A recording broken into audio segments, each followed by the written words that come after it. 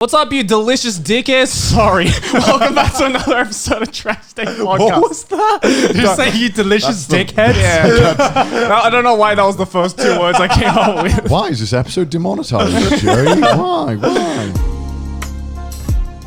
No, please. It was just a greeting, YouTube. It's nothing special. But welcome to Trash Days Podcast. He's Australian. Exactly. This is what you expect. Exactly. You can't expect me to say nice things, okay? But I'm a host for the day, the Australian boy. He just spilled water all over himself during my fucking intro. Sorry, I'm just pissing myself right now. I'm here with the boy who pissed his pants and the boy who shits his pants. That's me.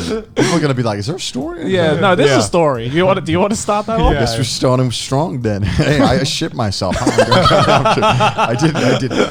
But You had a full week of shitting yourself. Since last week, apparently. Still shitting myself. Yeah. So after the podcast, we went to izakaya, which we'll talk more about later. Yeah. And we had liver. And only, well, you and our producer did. Yeah. Only me and Maylene had liver. And Maylene didn't tell me. I was like, is anyone else sick? And Maylene was like, nope.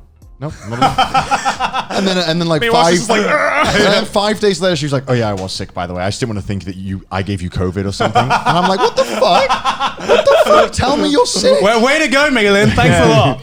Thank you so much, man. Thank you for endangering your host. So I'm pretty sure it was like that got me like food poisoning. Because Garnt and I didn't have the liver. Yeah. I remember you messaging us being like, hey, is anyone feeling tired? And Joey said he's feeling fine. I was like, yeah, I'm like feeling pretty fatigued, you know. Maybe we've just done a lot. Yeah. Didn't realize like Connor was just dying in the next room. So like the day after, I remember I had a call at like 10 a.m. and I was fine. And then I got a bunch of JoJo merch shipped. Cool. Yeah. Great. I opened it. Day in the life of Connor. Yeah, A ton of JoJo merch came in. Very normal day for me. And then after I like opened it, put it down, I was like, fucking, holy shit, I'm tired. Like I was weak. I was like, oh my God. And then later on in the day, I was like, oh, I'll order a curry. You know, I don't know. That's a good idea. I don't know. I have no idea why I thought a curry was like the best idea. And I ordered like a lot. And I also ate a lot of it. Like I had like a whole naan, like shit tons of rice, real fucking spicy curry, sides as well. Like for some reason, I went all out because I was like, what my body needs is energy. Right. That's what it needs. Right and now. the best way to get energy, curry. Dirty curry. Dirty curry. So, and then I was like, okay, I feel a little better, like in the first 5 minutes. And immediately after, I was like, oh no, I'm in like pain. Like my stomach started really, really hurting. Yeah. I was like, fuck. And then this whole time I'm thinking, do I have COVID? Like, do I have COVID? Right. Yeah. Fuck. I mean, that's the first thing that goes over anyone's mind who gets ill right now. Like sometimes I have like a slight fever and I'm like shit. I'm dead. It's coming. I cough in public. Bro, I've got it. I'm dead, dude. Everyone's gonna think I have COVID. No, but I was like especially worried with you because you texted me being like, bro, like I almost fucking fainted. Yeah. Yeah. So like that night, I texted you that the next day. Yeah. And the night of, I was like curled up in a ball in my bed, boiling, but like shivering, sweating nonstop. My bed was like damp as fuck when I woke up. It was disgusting. I know. I'm sorry. And then I had like a horrible fever. Couldn't get out of bed. I had such bad stomach pain at night, and I was like, all right, I gotta vomit. I gotta go. Yeah. And then I vomited, and I was like, great, I feel good. And then I sleep for 1 hour, and then I gotta vomit again. Yeah. And then I'm shitting myself all day. Yeah. I'm dying. I can't get off the floor. I like nearly fainted, and then like an hour later, I fainted, and I was like, "Oh my God! All right, I gotta go to the hospital because what if this is like COVID, right?" Yeah. So there's like a hospital right next to our house, which was lucky. It's like a 5-minute walk. Yeah. And I had a friend call them up and see if they like could let me in. Yeah. And they were like, "Yeah, sure, come on down." And so they were like, "Yeah, come through the back." Come on down. They were like, "Yeah, man, just bring that insurance, bring that big old insurance card, and just come on down." Yeah. And then I went there. And they were like, someone like Fuaka-san or something was going to greet me. And someone comes out in like a fucking hazmat suit. Yeah. And they're like, Kona-san? I was like, yeah, hi. And they bring me in. They lock me in this room alone because obviously they think I might have COVID because I have COVID symptoms. Yeah. And then they're like, Nihongo daijoubu? And I was like, Nihongo muzakashi. Nihongo wakaranai. And then they were like, oh, okay. So then they bring a nurse in who can speak like pretty broken English, but good enough. And luckily there's one doctor in this building that could speak like semi-decent English. Yeah. So he came in, he was like, you have COVID symptoms, so we give you a test. And I was like, oh, cool. Yeah, sure. And then he's like, I will put this in your nose. And I'm like, okay. And then she fucking grabs my head like this, right? Like from a distance, like, from a fucking distance, grabs my head and shoves this thing in. And I'm like, Because it's quite long. Dude, Yeah. It's like this big, right? Yeah. It's fucking horrible. And he puts it in, and then he puts it in a little bit, and I'm like, okay, this is fine. Then he's like, like, you know how like when they put the sword in the stomach, they put a little bit, and then they fucking tung it in. Yeah. I'm pretty sure that's how like they used to give lobotomies. Yes, right? that's what I was thinking. They push it in and they start It's like the ice drilling pick. away. Yeah. He was like doing that, and then he fucking shoved it in, and I was like, I was like, itai. And then the nurse was like laughing at me. And I'm like, all right. So you got this camp. Bear in mind, in this whole time, I have no idea what's really happening. They say I'm going to do a bunch of other tests and stuff, and I feel like a lab rat. I'm just like in this room. I don't know what's happening. And then they're like, sure, okay. And then immediately after that, I'm like, oh, tight, isn't it?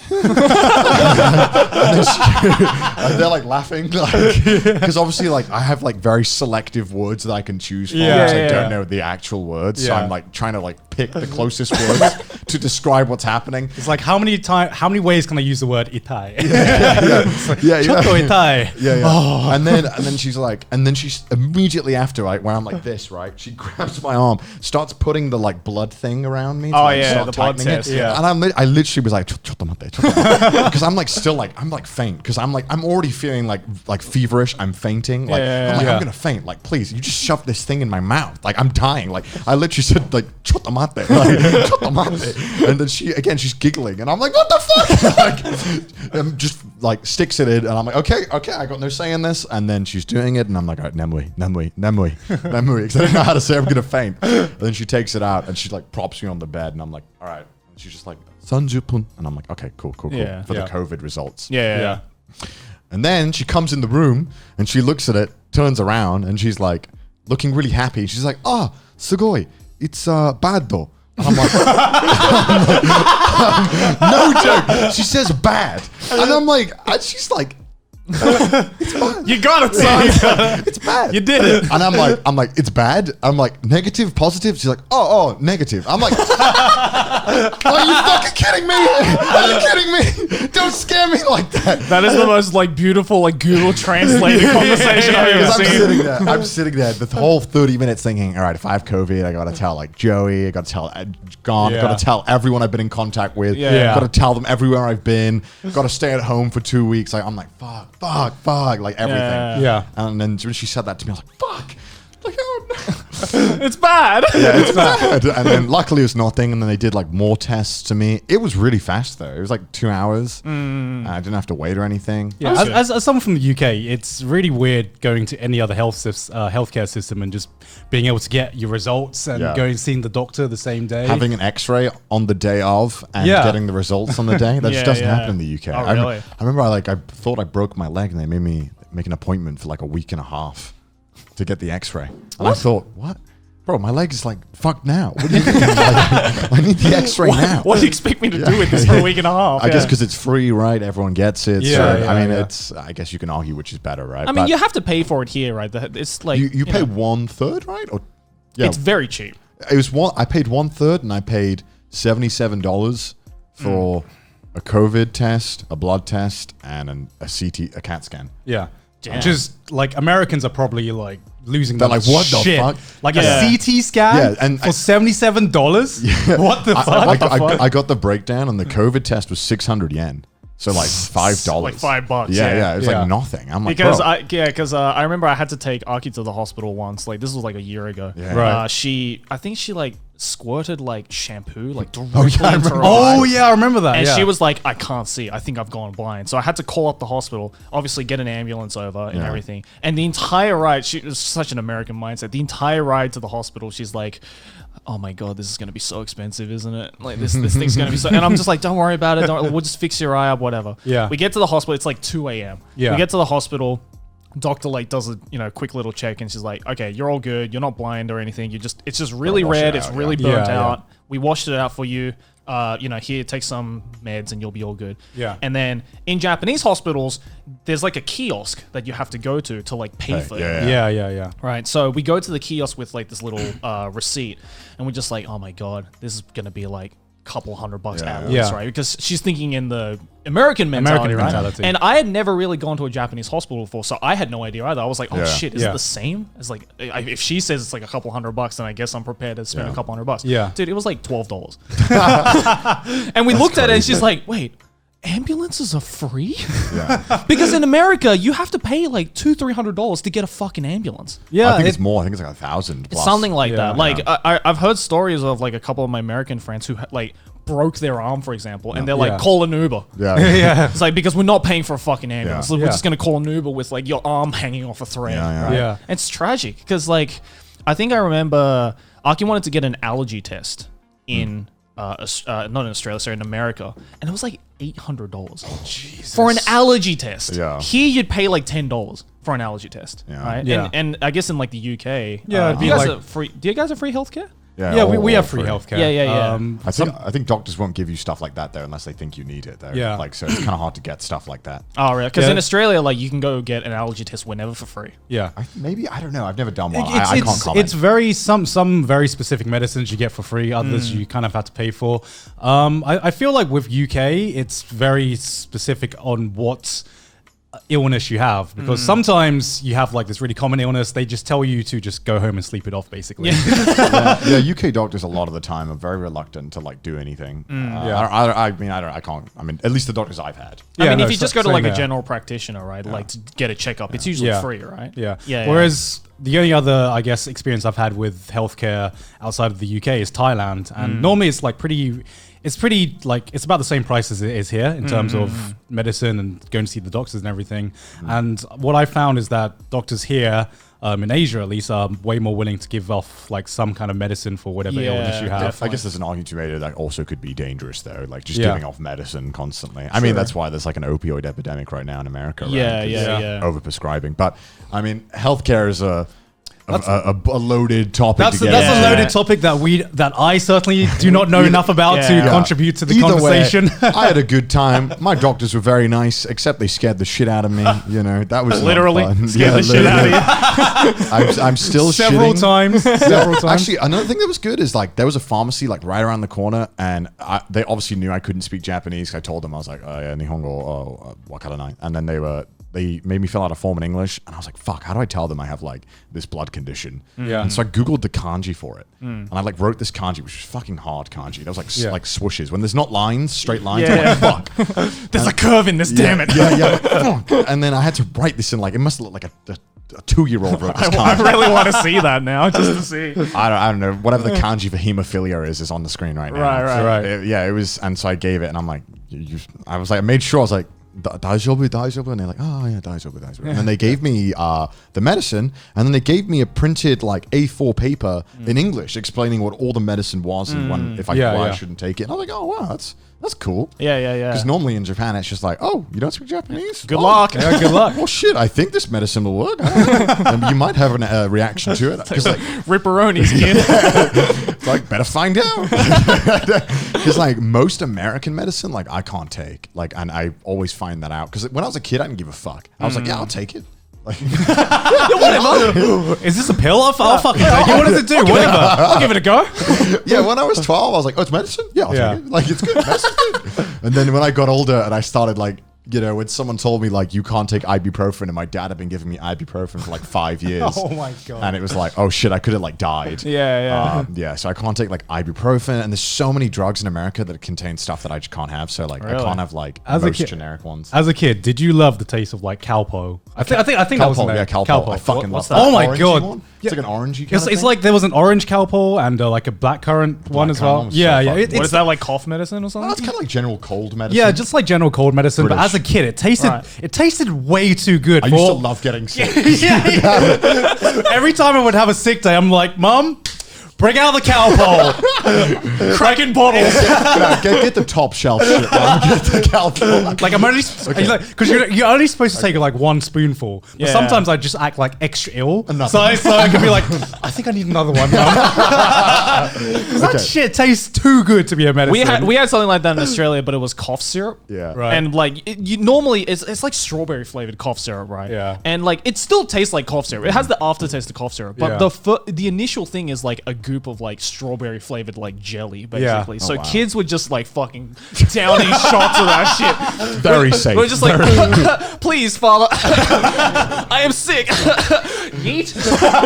Turning kids into dry addicts. Yeah. Yeah, legit. Did you ever in school like want to like break an arm to like be like everyone like care? You know what I mean? I wasn't that desperate for attention. Because you like everyone would like write on the kid's broken cast. I was like, I want that. I want everyone to write on my arm. Mom, can I break my arm, please? And I think like whatever like if there is a god, he knew I wanted to break. So I've never broken a bone in my body. And yeah. I've like done disgusting shit that should have broke bones. There was a time where like I would see the cast thing and I'd be You're like, I want that a looks cat. so cool. Yeah, okay, but that's not what I'm saying. Like I don't want to break a bone, but I was Yeah. like, I want to have like Yeah, a I thing. want to have a cast, and I remember like I like was like climbing a tree, Yeah. and I fell off and I landed on my arm. Just Do I get a cast? Yeah, in the back of my head, I was like, yes, See, finally. I just worded it wrongly. Yeah, but I wasn't like willingly like, all right, let me find the Yeah, closest yeah. tree. Yeah, I wasn't trying to yeet myself off Yeah. a tree. I was just like, it would be cool though if I did break it. And then when I found out it was just like a really bad bruise, I was like, Like- that's not cool. do we get a cast, It's just a bruise. Yeah. I don't get anything from this. Yeah, what the hell? Yeah. Yeah.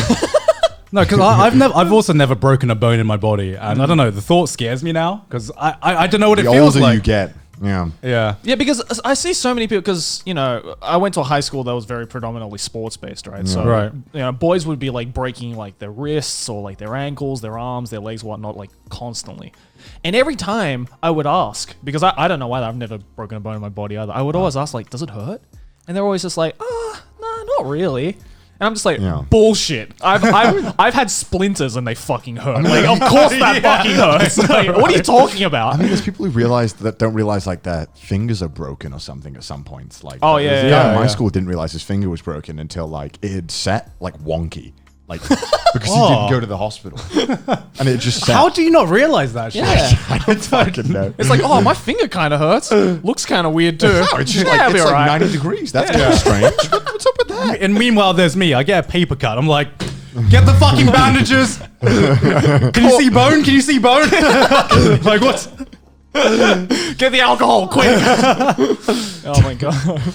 I'm too British. I feel like if my hand was like impaled, I'd be like, no, well, I mean, it's, Just a flesh wound. put a bit of sanitizer on it, and I think it should be fine.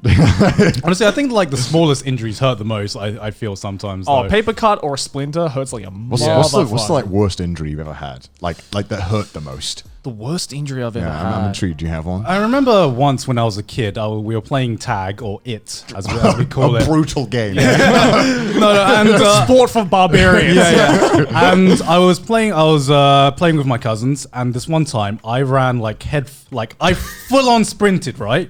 And my cousin was like standing next to a pole. Yeah. And then I full on sprinted to try and get him, and then I tripped and I like face planted into this pole, right?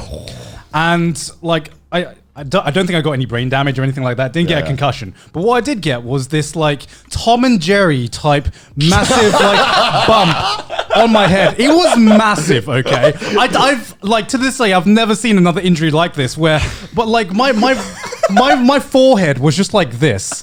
And the entire evening my parents were just spending that like I was on my mum's lap, and she had to literally press it back in slowly over the course of this entire night. You should have just been like, it's my gigabrain just trying to like come out. It's trying to escape from my head.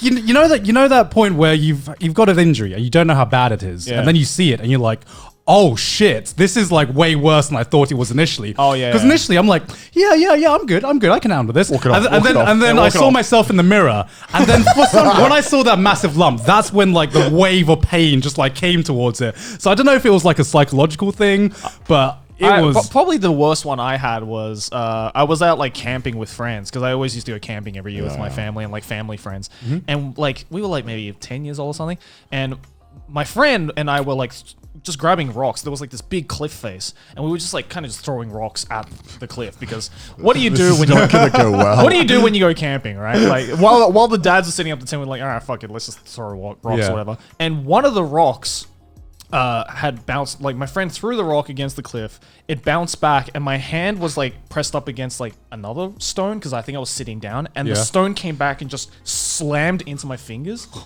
and I was like, ow, initially, but then I looked down and both of my fingernails are just completely chipped off. And like it was really weird, right? It was kind of like your thing where it's like it hurts until you look at it and it's like, oh, now it really fucking hurts. Oh, that's so gross. Yeah, so both of these fingernails were gone for like a month maybe until they like regrew back. And yeah, that was probably the worst. So gross. Yeah. I think the most pain I've been in, I was like snowboarding and I went, you know, those never go off. Snowboarding injuries are the worst. It's just like, oh god, it's like 4 years ago as well. You know, like having some like snow fucking what are ski resorts? Yeah. They have some area that's like designated for like tricks and do like there's like a half pipe. Yeah. So I know I like going there. And I normally can do like a 360 in the air. Like, okay. Like it's not clean. Stop bragging. but now I'm too scared to do it because one of them, like I didn't go off right, and I just kind of like span halfway, and my back was facing. So I was up in the air, maybe like I don't know, like, and I landed in the bottom of the ramp. Oh shit! For the next jump, and it was just hard ice. And I must have been up in the air, like I don't know, like 3 or 4 meters off the ground. Just slammed on my back. Thought I broke my back. Like I was so winded, I like, couldn't breathe because my lungs had just been like fucking pancakes. I was like, and they were like, "Should we get the ski ambulance?" And I was like, "No, I'll walk it off." I'm like, "I'll walk it off." And then I like broken the fall by like putting my hand there as well, so I sprained my wrist as well. It was fucking horrible. I've had a lot of snowboarding and skiing. They hurt I had something similar like that, but I obviously wasn't in the air for as long. And also I always make sure whenever I do the jumps, like I can do like 180s and 360s as well, but I always make sure that the bottom of it is like powder snow. Just so if I fuck up the landing, then it's just like a pillowy, like, this feels nice. Sometimes you're like, I really want to do this sick jump, but there's no snow at the bottom, but I'm going to fucking do it. Top 10 moments before disaster. Yeah, I know, because like up until that jump, I was doing like 180. I was like, I'm going to do the big one. I'm going to do the 360. And then I went for it and it just completely failed. And then I had to be like dragged out of the way because people were waiting to go as well. Because it's like a line system, you know? My mates had to like drag me with their skis on. It's like, oh my god, it's horrible. I think my most painful memory is actually also my earliest memory. So this is my earliest memory of my life that I can remember. So I think I was about 3 years old, and it's obviously very vivid, but it's given me a phobia of bees. Okay. So to give you an idea about where I'm going with the story. So here's like my very earliest memory. I remember I was in my parents' restaurant, and I see this like thing just like buzzing around. It was like this black dot just like buzzing around. And all I remember thinking was, I want to bat the shit out of this thing. as a 3-year-old? As the 3-year-old kid, I'm just like, because it's like moving fast, and I'd never seen a bee before, so I'm just like, I'm gonna bat the shit out of this. That's like some cat brain right there. Right. It's like thing is moving, I must hit it. literally cat brain. And then all I remember was I tried batting it, and I remember it moving in a circular motion, closing in on my eye. Okay. Oh my god! Like it was like this. I remember it. And then the next thing I feel is just this sharp pain on my fucking eye. And it is like it scarred me for life. This pain I still remember to this day, and this is why I have a phobia of bees, because that shit was so painful. Jeez. And so I run to my mum, and she looks at my eyes, and I will never forget my mum's face, just like pure shock, just like. Oh shit! Because the stinger was still in my eyeball. So the bee had stung me on my eyeball. Like it wasn't like, bro. Yeah, exactly. And we had to go to the doctor.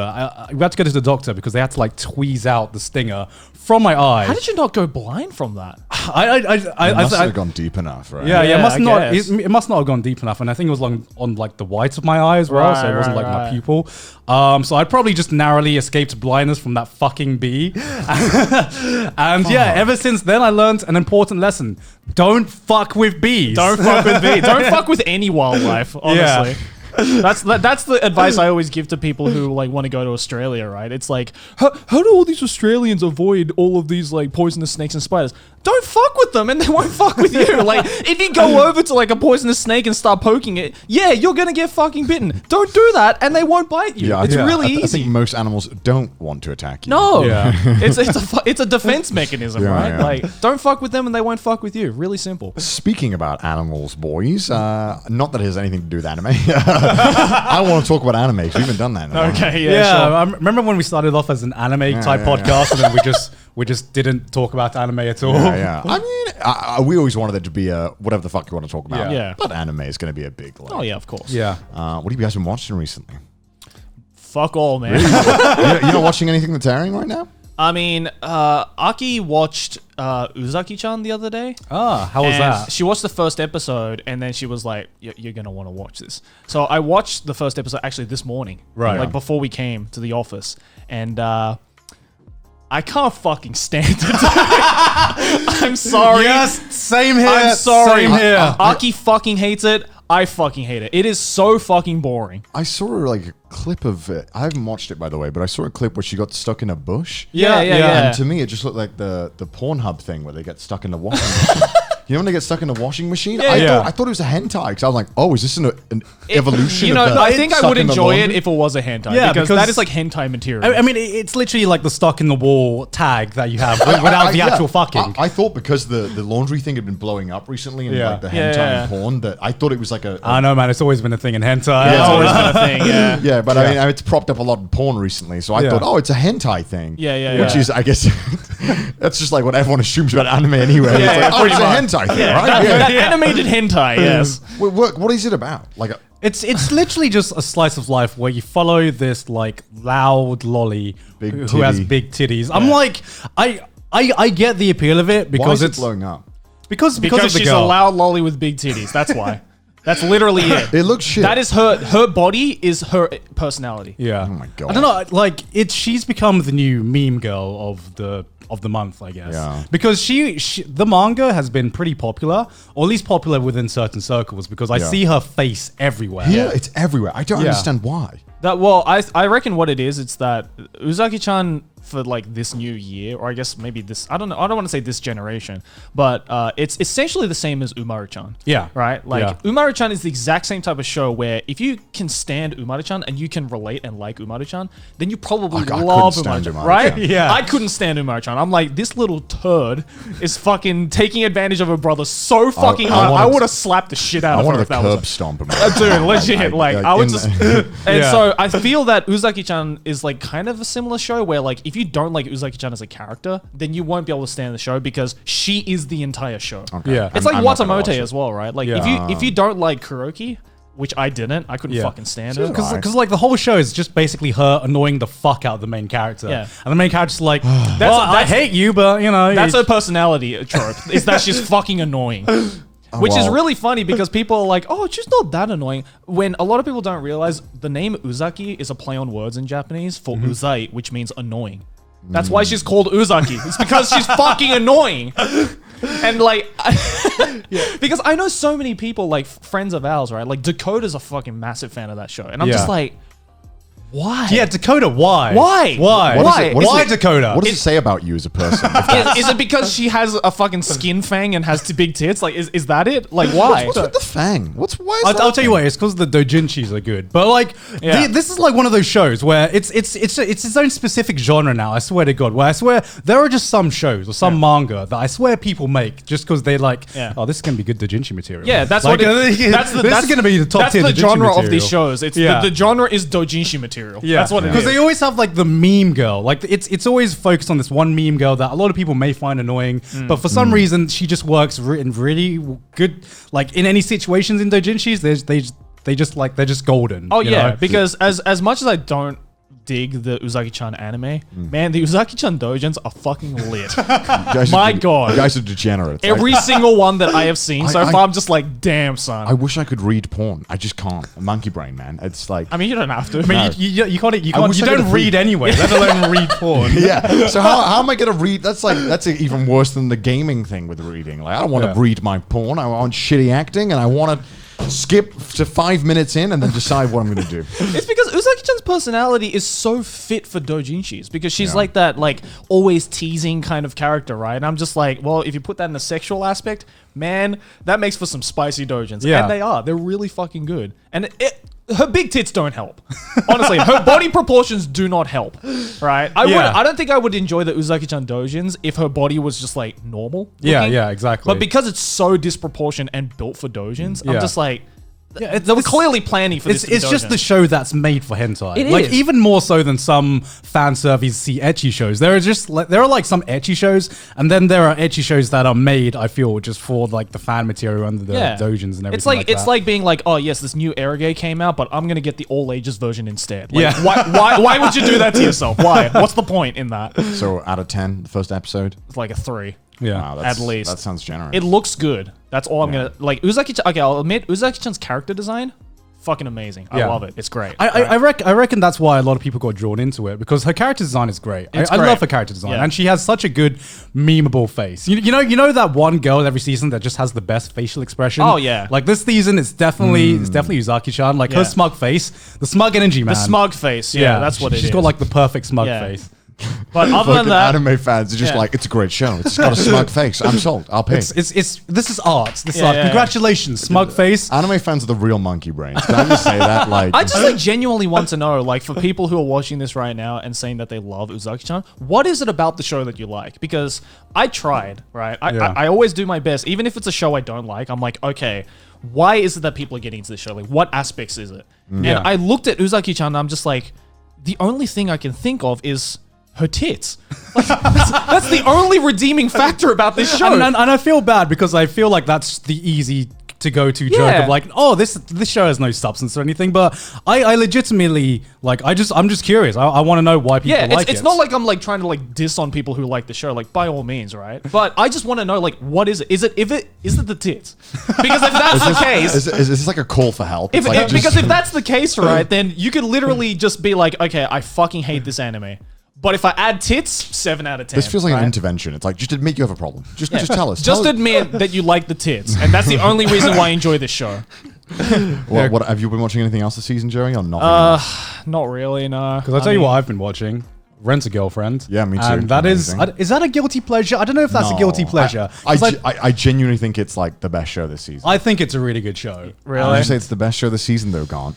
I mean, ReZero is ReZero head and shoulders above the rest at the moment. Okay, actually, ReZero the last episode. Have you watched the last episode? Yeah, oh my god, I was crying like a fucking baby. Like ReZero, we'll get into ReZero in a minute, but Rent a Girlfriend, that is just, why does it work? Because it's such a generic harem plot, right? I hate the protagonist so much. Because I read the synopsis of that, I'm like, this seems really incel-y. Like, no, it seems like it's made for incels. Like, the protagonist is a living bruh moment. Like, every time he does something, I'm like, for fuck's sake, why are you doing this, bruh? Seriously, bruh?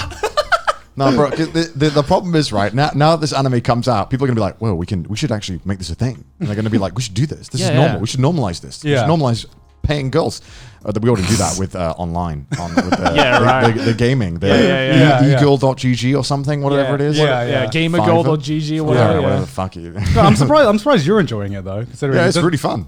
I mean, I hate the main character, and I saw when you tweeted out saying like, "Oh, he's irredeemable." There were people like, "No, he's not irredeemable." You know, it's like, bro, he's annoying as fuck. That's the incels, like protecting their boy. I know it's probably like the manga readers who's like, well, he gets character development. I'm sure he will. Yeah. Which I'm looking forward to seeing him become a better person. But right now, I can't remember what I called him. I think it was like a cum stain, like a cum stain of a protagonist. Which is so accurate. It's so accurate. He's a cum stain. The way I view him is like, I fucking hate Bakugo from My Hero Academia. And everyone fucking loves him. And I'm like, he's a piece of shit. Yeah. He's so selfish. I don't get it. Yeah.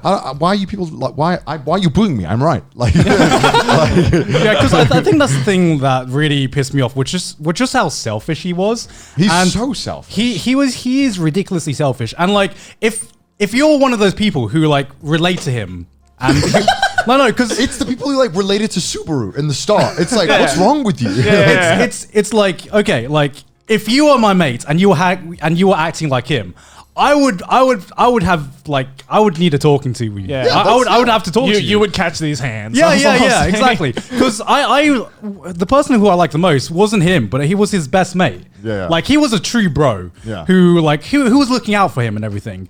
And so far, the main protagonist hasn't done anything that's made me feel like, man, he deserves best girl. Man, he deserves his bros. He doesn't. So I'm looking forward to seeing his character development, which I assume is what happens still in the manga, or it's the manga readers just being the manga readers. If this was shit that happened in real life, and this was in like your friend groups, you'd never be forgiven for doing the shit that he's pulled. You would absolutely be clowned on by so he like rents a girlfriend. She's great, you know. I mean, this is just spoilers for like first 3 episodes, and then you know this girl that dumped him, he immediately gets back with her, even though she's talking shit about him in front of his friend, and it's like, what? I can't believe this shit. This is where you would be like, wow, this guy's my friend. Like, this is where you would be like, no. I'm friends with an absolute cunt, right? This selfish asshole. Like, oh my god. And like it's one of the first harem anime where there's clearly a best girl because Chizuru, fucking girl of the season. She's MVP. Like MVP. She's coming through. Yeah, like, she's not only like helping him out. She's like with the grand situation. Oh my god. Helping him out. Oh. Like I'm there in my corner. Like I'm fucking cheering, but at the same time, I kind of don't want to cheer as well because cheering means that she has to end up with this person at the moment, and it's so hard to like be like, woo, go protagonist. I hope she gets like a Giga Chad just to make incels mad. I want incels mad, bro. Man, seeing the incel takes on Twitter, man, they get me fucking fuming. I'm like, oh my god, you guys have never left your room. Like, is this your first like harem anime that you've been following then? Weekly? Because harem anime don't really seem like a thing you would watch. Yeah, that's why I was surprised when I heard you were watching it. I mean, I normally watch them, but I think because they make life so difficult for themselves, it's so frustrating to watch. It's like you didn't have to make this difficult. You made your life shit.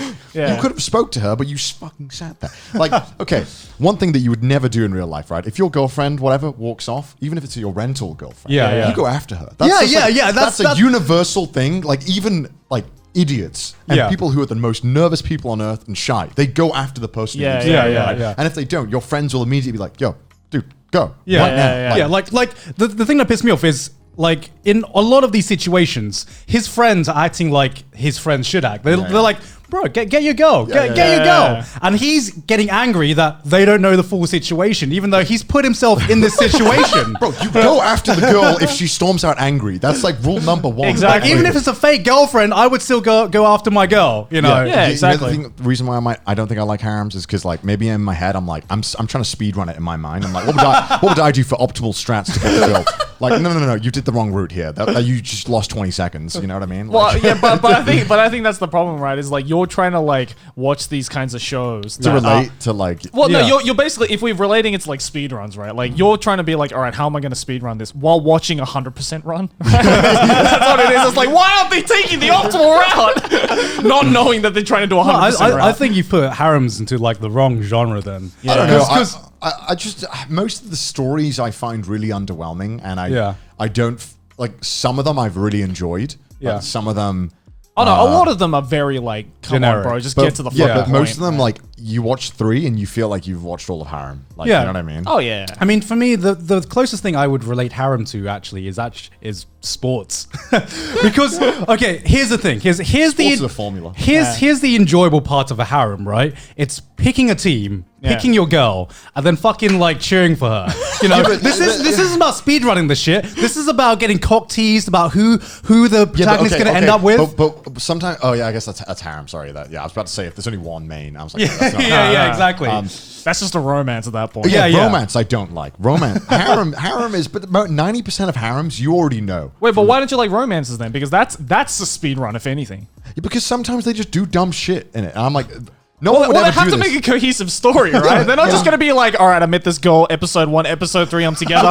End of the story, And baby. sometimes they do shit in romance that I'm like, this is like, okay, I know it shouldn't be realistic, but then also there's just some stuff that's like hard for me to ever believe would ever happen. Like, Right. I'm trying to think of a case. I can't off the top What of my romance anime have you even seen then? Yeah. head. Name a bunch of iconic ones and I'll say.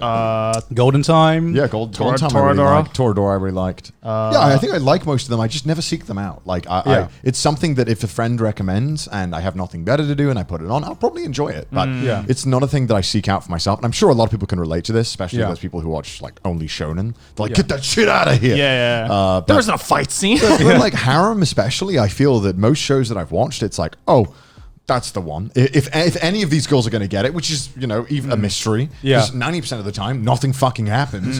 It's like, oh, the protagonist's a perv. That's the show. And it ends, right? What was that one from a few years ago where it was like they were all like wizards and the one guy could like counter magic and it was fucking awful.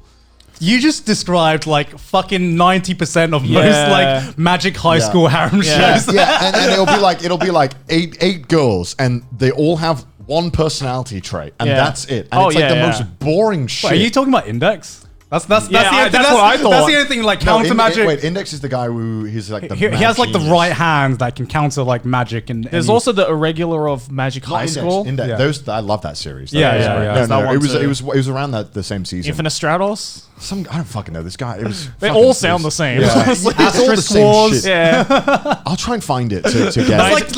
Let's like trying to pinpoint an East Yeah. guy by saying, what was that one show where that guy gets transported to the other world? yeah. What was and that like called? gets overpowered and stuff. Yeah. You know? Okay, if I find what it is, it's on the screen right now. If not, I'm just holding my hands up like an asshole. Night in Magic, maybe that one. I'll There was fucking another one find it. that. I'll find it. They're all I'll find they're it. all crap. It was garbage. The thing about harem anime is that I can never watch two at once, right? Because when I'm watching two at once, that's like me watching the same show twice. But every time a new one comes on, then this time it's Rent a Girlfriend. And what I will say about Rent a Girlfriend is that it's just very addicting to watch. Yeah, it is, Just, it is. I think it's because the main character is the way he is as well. Because you're sitting there fuming, but you click on that next episode because you're like cheering for him to become a better guy and just to act the way that you want him to act. Isn't it funny how it's like the opposite of real life? You're like the moment you see people like, get out of my life. I don't want But in anime, please get better. Come on, I know you. Yeah, can. come on, you can do it. You can do it. Like imagine the scenario of Rent a Girlfriend in real life. You know, like It's really interesting. One of your mates, Especially in this climate. As yeah, well. exactly. You find out one of your mates is paying for like a girl just to rent her as a girlfriend and parade her around, and you're like, bro, that's a real bro moment. That ain't cool. I but- can think of like several people who would do that. But like in anime, for some reason, I don't know why, because sometimes there's scenarios that I feel wouldn't work in real life or even in like live action that's series. true. But because it's anime and because it's animated, my suspension of disbelief is just a bit more. So I guess I also can get because into it. you get to hear their like thought process and Yeah. actually like hear that they have compassion and stuff. So you can kind of sympathize. Yeah, because a with live action Rent a Girlfriend would be probably one of the cringiest things you'll ever watch. Yeah. right? Yeah. Just be Yeah, it like, would be no, pretty please awful. don't. Yeah. So have you ever like completed a harem anime to the end where Yeah, best yeah. girl wins? I don't know if a best girl won. Wait. What name a few famous harem anime? Nisekoi, Nisekoi I didn't watch. Talover. I didn't watch Talover. Orimo. Orima, Man, I don't think I've watched many. Aramanga Sensei. The World God Only Knows. The World God Only Knows I watched. Or to the end. Yeah, all like 3 seasons or whatever. Oh Yeah. damn. And that was good. But I don't remember what That happened. doesn't seem like a show you would watch. No, So I'm just exactly. like, Yeah. oh, you watched that one. I watched Okay. all of it, and then I was like, wait, I have to read the manga now? Yeah. What do you mean? We have 3 seasons. Don't stop now. It'd feel like that. Keep It'd feel going. I thought normally when it gets to season 3, that's normally like, all right, we're in here for the long run. Yeah, now. We yeah. keep going. Well- and then it just ended, and I'm like, what do you mean? what do you mean? That was a really good show. I love that so show. you've never gone to the end where like there's a winning girl, where there's an actual there's, like, a girl that clear wins, winner. Where I there's a probably clear have. winner. I probably just can't remember it. Well, yeah, because they're all probably generic. Yeah. It's like, again, like we all know I have monkey brain. Yeah. Most of the anime that's like if it's not an 8 out of 10 or higher for me, it probably is like in the forgotten. Yeah. Yeah, it's in the meh category. It's right? in the like, okay, it's good, but not good enough for me to like retain memories of it. Yeah. No, because that's the reason I watch harem anime, because once you watch one, you've basically watched them all. So to me, I love watching the same thing over again. I mean, I do watch all the isekai. I am the isekai man. He's the isekai man, after all. But I don't know, it's just fun being in the race, right? And part of the fun is being in the community and seeing all the salt and tears from the losers. I mean, it's like real sport. Part of the fun is shitting on the losing side. It's like a very, very long sports game. Yeah, It is. It's a 12-week-long sports game, right? And that's why you get so invested in it, because you're reading this manga, because normally it's a manga, because the anime it's really rare for an anime harem to actually go through to the end. Yeah. So you normally follow the manga for like weeks and weeks, and sometimes it's years. And that final chapter where your girl wins, man, that's like a euphoric feeling. Wouldn't know. I've experienced that recently with what the fuck is it? Bokutachi Benkyou Dekinai? We never learn. We never learn. Yeah, Yeah, because they recently like ended that, and best girl won, and I was just like, yes, finally, thank you. If you had to give me a recommendation for a harem manga to read, what would you tell me? I would recommend We Never Learn. Really? Okay. Yeah, that's really cute. And like I've read so much harem stuff, and this is one of the few series where I'm just like, wow, I like all of these girls. Like there isn't a single girl, like all of these girls can easily win. Yeah. And all of these girls are fucking awesome. Yeah, and that's so I wasn't too mad. Well, I mean, I was happy because my favorite one won. Yeah. But I think when I saw around in the community when like people were rooting for other girls, they were like, my girl didn't win, but I ain't complaining. I'll take the second place. It's all right. It's like it's all good, man. It's all fun. Just seeing how people justify their losing position. It's beautiful when you're in that winning girl. When you're backing that winning horse, it's just like, oh, the tears taste so good, man. But I mean, you're watching one now with Rent a Girlfriend. Yeah. Would you follow up on the manga if the anime ends and it just If I'm really into it, yeah, I probably would. Yeah. It'd have to be damn good though. It'd have to end like on an amazing cliffhanger. Do you read a lot of manga? It's hard because I feel that the time when I would read manga, I'm normally doing something else. But like I've seen you like reading quite a few manga. I mean, you read all of like Terraformers. If I read a manga, Ants. it's like nonstop. Yeah. I cannot put it down. So it's very like hard for me to get into it. So I don't think you'd enjoy then if it's like a currently serializing. Yeah, manga, I don't right? read currently serializing except for One Punch Man. Yeah. Because that's always a treat whenever it pops up. It's like there's a new chapter. I'm like, fuck yeah. Because Something like action happens in every chapter of oh One my Punch god, Man. One Punch Man manga is fucking beautiful, man. Yeah. That shit is Yeah. amazing. Yeah. Oh, I love that shit. And then I tried to read the webcomic, but I was like, you know that meme with the guy taking off the headset? He's like, I was like, it's good, it's funny, but it's like the best. You can't go back to the web manga once you've experienced Murata Yusuke's art. Exactly. Right? The art is so good. Yeah. And it fucking blows my mind that the first season actually managed to capture how hype his art was. Oh, yeah. And maybe even exceed it at some points. But like his art is fucking insane. God tier. I mean, I've loved God Murata tier. Yusuke since I Shield 21. Yeah. So when I found out he was doing One Punch Man, I was like, Beautiful shit. yes, the best. I Shield 21 is still one of my favorite sports manga of all That's time. something It's I've up there. downloaded to actually read at some point. It's But, up there. but it's like every time I'm going to start a sports manga, it's like Slam Dunk or Ice Shield, and then I'm like, fuck, which one should I choose? And then I just don't both. Just do both, man. Just do Yeah. both. Yeah. Honestly, those are my top two. Yeah. And Those are like the two sports manga that you should definitely read the sports Yeah. manga Oh, yeah, and yeah. not watch the Don't sports watch it, anime. yeah, don't Because watch they have not aged well. No. Mostly because their matches take so fucking long. This is back in the day of like Dragon Ball Z. Yeah. I remember the first time I watched Slam Dunk, and I remember thinking, why is a match like 10 episodes? How can they possibly stretch a match over to 10 episodes? And I watched the entirety of the Slam Dunk anime, and then I read the manga, and then it just felt like when Rock Lee had taken off his training weights, it was moving so fast, and I was like, I didn't know the story could move how this it's fast. supposed to feel. yeah, exactly. Man. But yeah, like definitely, I think not enough people read sports manga or sports anime. Every single sports anime that I've consumed, I've loved. Like Yomushi Pedal really surprised me. I really fucking loved that. I finally now have an excuse to start reading Haikyuu now that it's finished. I do want to read that because I found the anime a little boring. Oh, really? Yeah. No, Really? I've heard. How come? I got half of the second season, and I'm like, why does it feel like I'm watching season one, but over again? Like I just felt like I was watching season 1 again. Like is that bad? Is that a fair take? No, I mean, I feel like it gets better and better every season because I remember Haikyuu. Everyone says that. I feel like I'm in the minority. Yeah, everyone says that. Yeah, I feel like I was properly sold on Haikyuu, like properly into it.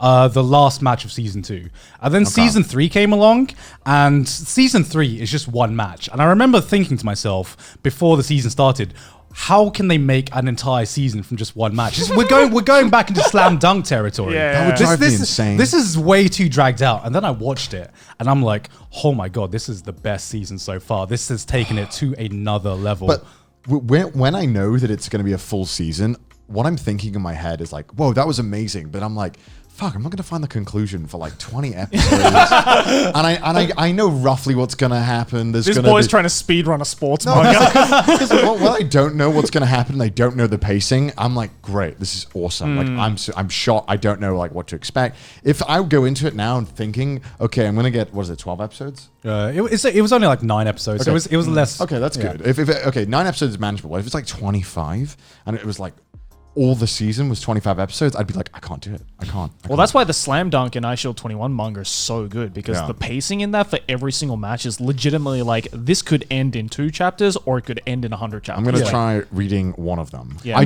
want to read manga on stream. I've been trying to get permission from a company to be able to do that. You should do that. I think that would be hype. Dude, if you like do a stream where you read iShield or Slam Dunk, like I'll tune into that because I want to know, right? I want to know how you think. I'd probably be like the most boring reactor of all time because I'm that guy who just doesn't get hype when I'm watching or reading something. Dude, I tried to do an anime watching stream like a couple of times, and I look back on the VODs, I'm like, I need to delete these because it is the most. I'm literally just like. I fucking jinxed it the entire time. I was just like, well, with all right, yep. with manga, I thought, well, if I can voice out most of it, I mean, that'd be very draining. But that's more entertaining. That's entertaining, right? That's not like the natural reaction where you're just reacting to it. Because for me, me, when I'm watching something, I'm literally like dead eye. The hyper shit could be happening, and I'm just still like.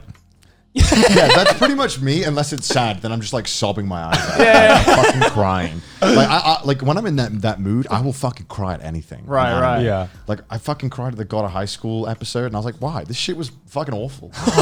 God of High? Why? God of High School? No, because I just wanted to cry that day. Like, I need something. And so that was the episode. So wait, what? At what scene? At what scene? Must have been like we're talking like episode 5 now. You watched episode 5? I've watched episode 5. There's someone with his backstory with his friend, and I was like, this isn't even that fucking sad. Like, because and they completely ruined the show for me the episode before with the wedding, and I was like, so dumb. That wedding episode was the dumbest episode. And then you cried the next episode. Yeah, because I was in one of those moods where like a fucking Cheeto commercial would get me like. Like, you know what I mean? Like, I don't know what you mean. I get those moods where sometimes like I'm not going to cry, but I know that crying will make me feel better. Yeah. Even though I'm not sad. I'll just cry just because it'll help. I'm sure like there's people who can relate to this. I'm sure, yeah. I'm sure. I don't think you're going to find them in this podcast. I'm with like 2 gigabrain, like floating, meditating geniuses. They don't experience this kind of I don't stuff. know, man, because I'm like the fucking opposite of you, right? Because I could have like, you could show me like the saddest fucking story. And sometimes I'm like, stonewall, dead face, feel nothing. You play like the Anohana ending song or a certain piece of music. I'm like bawling my eyes out. Yeah. Man. Music for me is such an important. It all goes back to that make me music cry. episode, doesn't it? Yeah, exactly. I was listening to music the other day, and I was like, oh yeah, my favorite songs is just the ones with no talking. I like the noise. I did appreciate Kevin Penkin's tweets, just being like how he was so giga tilted when he watched that episode, because he tweeted out being like, okay, people are linking me to this particular Trash Taste episode. Fine, I gotta go check it out. And then like 2 hours later, he just tweets out being like, Connor, we have to talk. Kevin doesn't make except for like in Made in Abyss, but normally his songs don't have people singing in them, so that's nice. I can appreciate the beeps and the boops that Kevin makes. I love your beeps and boops, Kevin. Hey there, it me. Call me Mr. TT. the Big PP Man. This episode of Trash Taste is sponsored by Xenonzard. Xenonzard is a very unique anime-themed AI-based card game for mobile that is quite freshly released worldwide. Fight along and against AI that give advice and support you within the game. There are 16 different AI companions that you can choose from that are based on a questionnaire at the beginning of the game, and you can choose your favorite AI companion based on your personality. Not only that, but the AI will adapt to your playstyle the more that you play and give you better and better advice with each passing game. You can create a deck from 500 different cards from 7 different categories. That's a lot of categories. Xenonzard's unique feature is the mana movement system that allows you to pull minion cards from the field and use them as temporary mana to summon other minions. As you play Xenonzard against your enemy's AI, you have no rush and can also take breaks while you are playing, which is quite a positive aspect for a card game. Of course, you can also play PvP against other real players. And I mean, isn't this game just amazing looking? My 2 eyes can't believe it. Plus, if you use the hashtag XenonzardACI on Facebook and Twitter, you can share your favorite decks and AI companions with your friends and enemies. So if that sounds interesting to you guys, then download Xenonzard from the link down in the description to get an extra 5 card packs before September 13th and receive over 50 card packs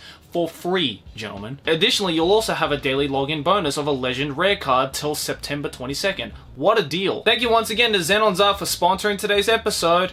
Mr. PP on the TT, whatever my name was, out. Woo! So yeah, what do you think of God of High School?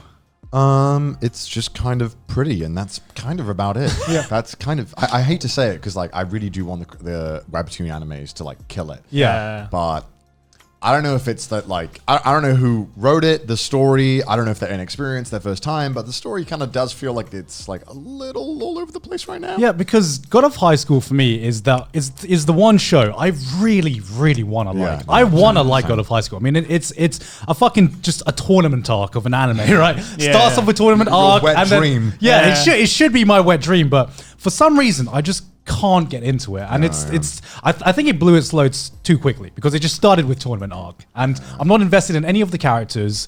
It just feels weird. I could see why it would work in like a manga formula. Mm-hmm. Yeah, I've read the manhwa of it, the original Webtoon manhwa. What's the manhwa like? The manhwa, it's like, I don't know. The parts I like about the manhwa is kind of the same parts that I like about the anime, but it doesn't mean that it's like, as you said, it's not.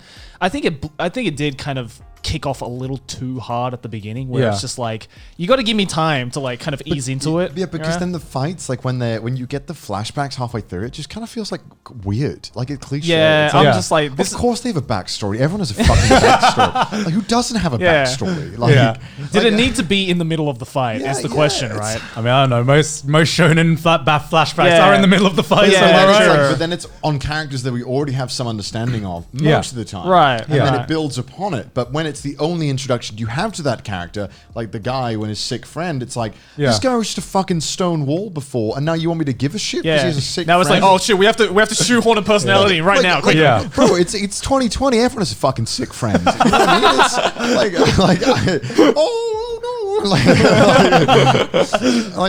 It's and the main villain, like, it just kind of seems like, why would anyone make a deal with that guy? I don't know. That guy looks like a loan shark. Like, it's like when the guy comes up, she's like, "Oh, I'll save your friend if you fight for me." That sounds like the sketchiest deal ever. Like, what? It's like agreeing to do like a homeless fight for some meth. It's like, of course the homeless man isn't going to give you meth. You're fighting a homeless man. It's not legal. Is this legal? It was a mess. The whole thing was like, you watch it and you're like, none of this is good, but I'll keep watching because it's pretty. Because I really want to like it because it looks so good. It looks fucking amazing. Mappa like blew it out of the park with the fight animation, and it's every episode has a really good looking fight. Just fucking great. And I really want to be invested in this fight. But for me, it's just like watching fireworks. Yeah. You know, it's like really pretty, and then I get nothing out of it. And I'm gonna watch it next week because I really want to get invested. I hope it turns around and gets better.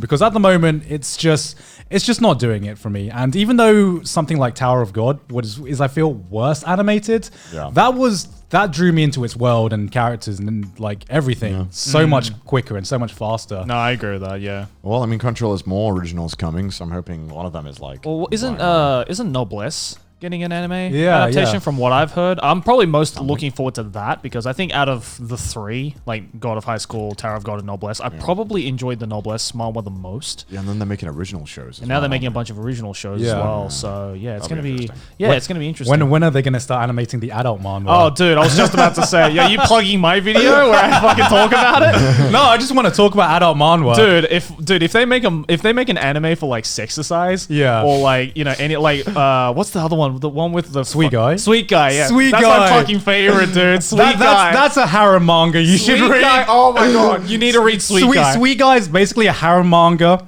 but for adults. That sounds really familiar. Sweet Guy is the one where the guy gets like zapped by like an ab machine, and then he develops the power to make any girl horny just by touching him. Yeah. So he has the power of the cum touch, right? And it's this guy who's basically like the rent-a-girlfriend protagonist. Like Johnny Sins. Yeah, basically, yeah, he is. Yeah. He's like Korean Johnny Sins. Like it's this incel who gets this superpower. It's always an incel. It's always the incel. It's always the incel. Where he gets the superpower of like, basically anytime he touches a girl, he can make them horny and want to fuck him. And then he does a lot of fucking. Yeah, a lot of fucking. So that sounds great. So but the one main girl that he's aiming for, the power of the cum touch doesn't work on her. Yeah, it only cures her headaches. that's the plot. I mean, it's extremely useful. Yeah. She's like, damn, I have these searing headaches. And the guy's like, let me help you. Let me help you. It's gone, thank you. My headache's gone. And he was like, damn it, I wanted you to get horny. Why are you not wet? And then I think what the one series I've been getting into, or had gotten into, was Miss Mystic, which that's is such what I recommended for you. Yeah. And I discovered Miss Mystic after I binged Domestic Girlfriend, and I'm like, I want something spicy in my life. I need to keep the spice train going. And Miss Mystic, I feel, is that perfect mixture of just a nice spicy story and like sex as well. Yeah, pretty much. It's like a really compelling, like I actually give a shit about the mystery behind the whole thing while also being like, ooh, yay, boobies. So it's do you want to explain to Connor what the main plot line okay, is? so Miss Mystic is so there's of course incel protagonist comes along. It's always the incel protagonist. Well, they know their demo, I guess. And like, I don't know, I made this joke in my video, but I'm like, why is it that all of these like fucking incel protagonists have to like go through like a clumsiness litmus test and like pass it with flying colors? Like, it's always the clumsy motherfuckers, right? Because like he's on a train, he sees this really pretty girl, and he's like, damn, she's hot. Yeah. And then of course this clumsiness kicks in, spills coffee all over her. He guides her to like the toilet to like help her get changed and whatnot. He's waiting outside, and then suddenly he gets this message from the girl, and she's masturbating in the toilet. Yeah. She's just full on masturbating in the toilet. She basically just like sends like a premium Snapchat to him, essentially. But he can't save it, and there's no like traces of it. Yeah. And so he's like, okay, what the fuck? Is this actually the girl that I just helped? And where the fuck did the video come from and everything? And so now there's this entire mystery behind this like main girl that he's trying to get with, where it's like, who the fuck is she and why is she like fucking with my life? That sounds oddly like amazing, but also like this is like coming on the Mystery Express or something. No, it totally is, because like the more he gets involved with this girl, and the more like the more his life gets fucked up. Yeah, right? So he's already has like a girlfriend. Don't stick your dick in crazy. But he doesn't know if it's this girl that's causing it. Yeah. It's just coincidentally when he met this girl, his life started his life just like is on a spiral. That sounds fucking good. It's really good. Spiral downwards, and like a lot of things keep happening to him, like messages being sent or like videos being leaked and everything. Yeah. And there's no way to trace it, and he doesn't know who is fucking with him. He doesn't know who's fucking with him, why they're fucking with him, but someone is. Because the girl that he's trying to get with looks and acts really innocent in front of him. Yeah. But then there's this entire mystery of like, is she the one that's actually doing that actually it? sounds really fucking good. It's really good. I want to read that. Yeah, that's the thing, right? It's like the mystery is like so well prepared that you actually give a shit about it, and you're not just reading it for the tits and ass, right? Yeah, because he's not an incel because he has a girlfriend, doesn't he? This one of like 10 years. Yeah, I forgot. He's actually gonna get married to this girl. Yeah. And so like whatever happens starts fucking up with their relationship. Yeah. His relationship. His mentality goes more and more incel though. Yeah. He like evolves into an incel. Yeah. And what's really good about it is the story the story complements the sex scenes as much as it's not just sex for the sake of sex. They actually complement each other, and there's actually a reason why he's in all these different situations. And the art and character design is so good. Yeah, I want to talk about that with webcomics. How does why are they all so good? why is the art also good, and why are they all colored? Yeah, right? Yeah. That's exactly what I say in my video. I'm like, why is it just like a coincidence that every manhwa that I looked up for this video just happened to have the most like godly fucking art and character design? Because I don't get that frequency in manga. Like a lot, manga for me is like a very hit and miss sometimes. It's like sometimes it's like, okay, the story's really fucking good, but the art is kind of Talking about you, Attack on Titan. And then and then sometimes it's the other way around, right? It's like, man, this manga would be so fucking good if only the story was good, because the art looks fucking amazing. But for some reason, every manhwa that I've read, it's always like scored on both ends of the spectrum. I don't know if it's just like my expectations of manhwa is just so low that anything will impress me, or if it's genuinely good. There's one thing I can compliment about every manhwa I've met is that the art is always fantastic and it's colored. I mean, imagine getting a full colored chapter. That's like a gift from Jesus or something every time it comes out. Reading JoJo colored was amazing. Oh yeah, exactly. And that was like fan done, I think. All the fans colored it right painlessly, and it's like amazing. Yeah, it's like immaculate. Yeah, and in the world of webcomics, this shit's just normalized. Yeah, I know, it's crazy. Yeah, because I remember reading Solo Leveling as well, which is on paper the most generic power fantasy show ever. And sounds like it's up your alley then. Of course I fucking loved it. Why'd you love power fantasy ones so much? I don't know, because I figured he's an incel in real life. Because he wants to feel strong. I know, I figured this out. It's because power fantasy shows to me are like the turn my brain off. These shows are the ones that activates my monkey brain. Because I was, for the longest time, I couldn't. We all have a monkey brain. Yeah, of course. For like the longest time, I couldn't figure out the appeal of slice of life. Like a lot of people like slice of life. I've just never been able to get into them. I like slice of life. Yeah. And then I realized, I think my mentality when watching these trashy isekai power fantasy shit is the same kind of mindset when people have when they watch slice of life, which is just switch my brain off and just enjoy what you're watching. Just enjoy what I'm watching. Because I like power fantasies give me the minimal amount of engagement. Just the minimal. Just enough to activate that monkey brain, but not enough to make me think anything. Is it like because you like the idea that it could be you in the powerful position?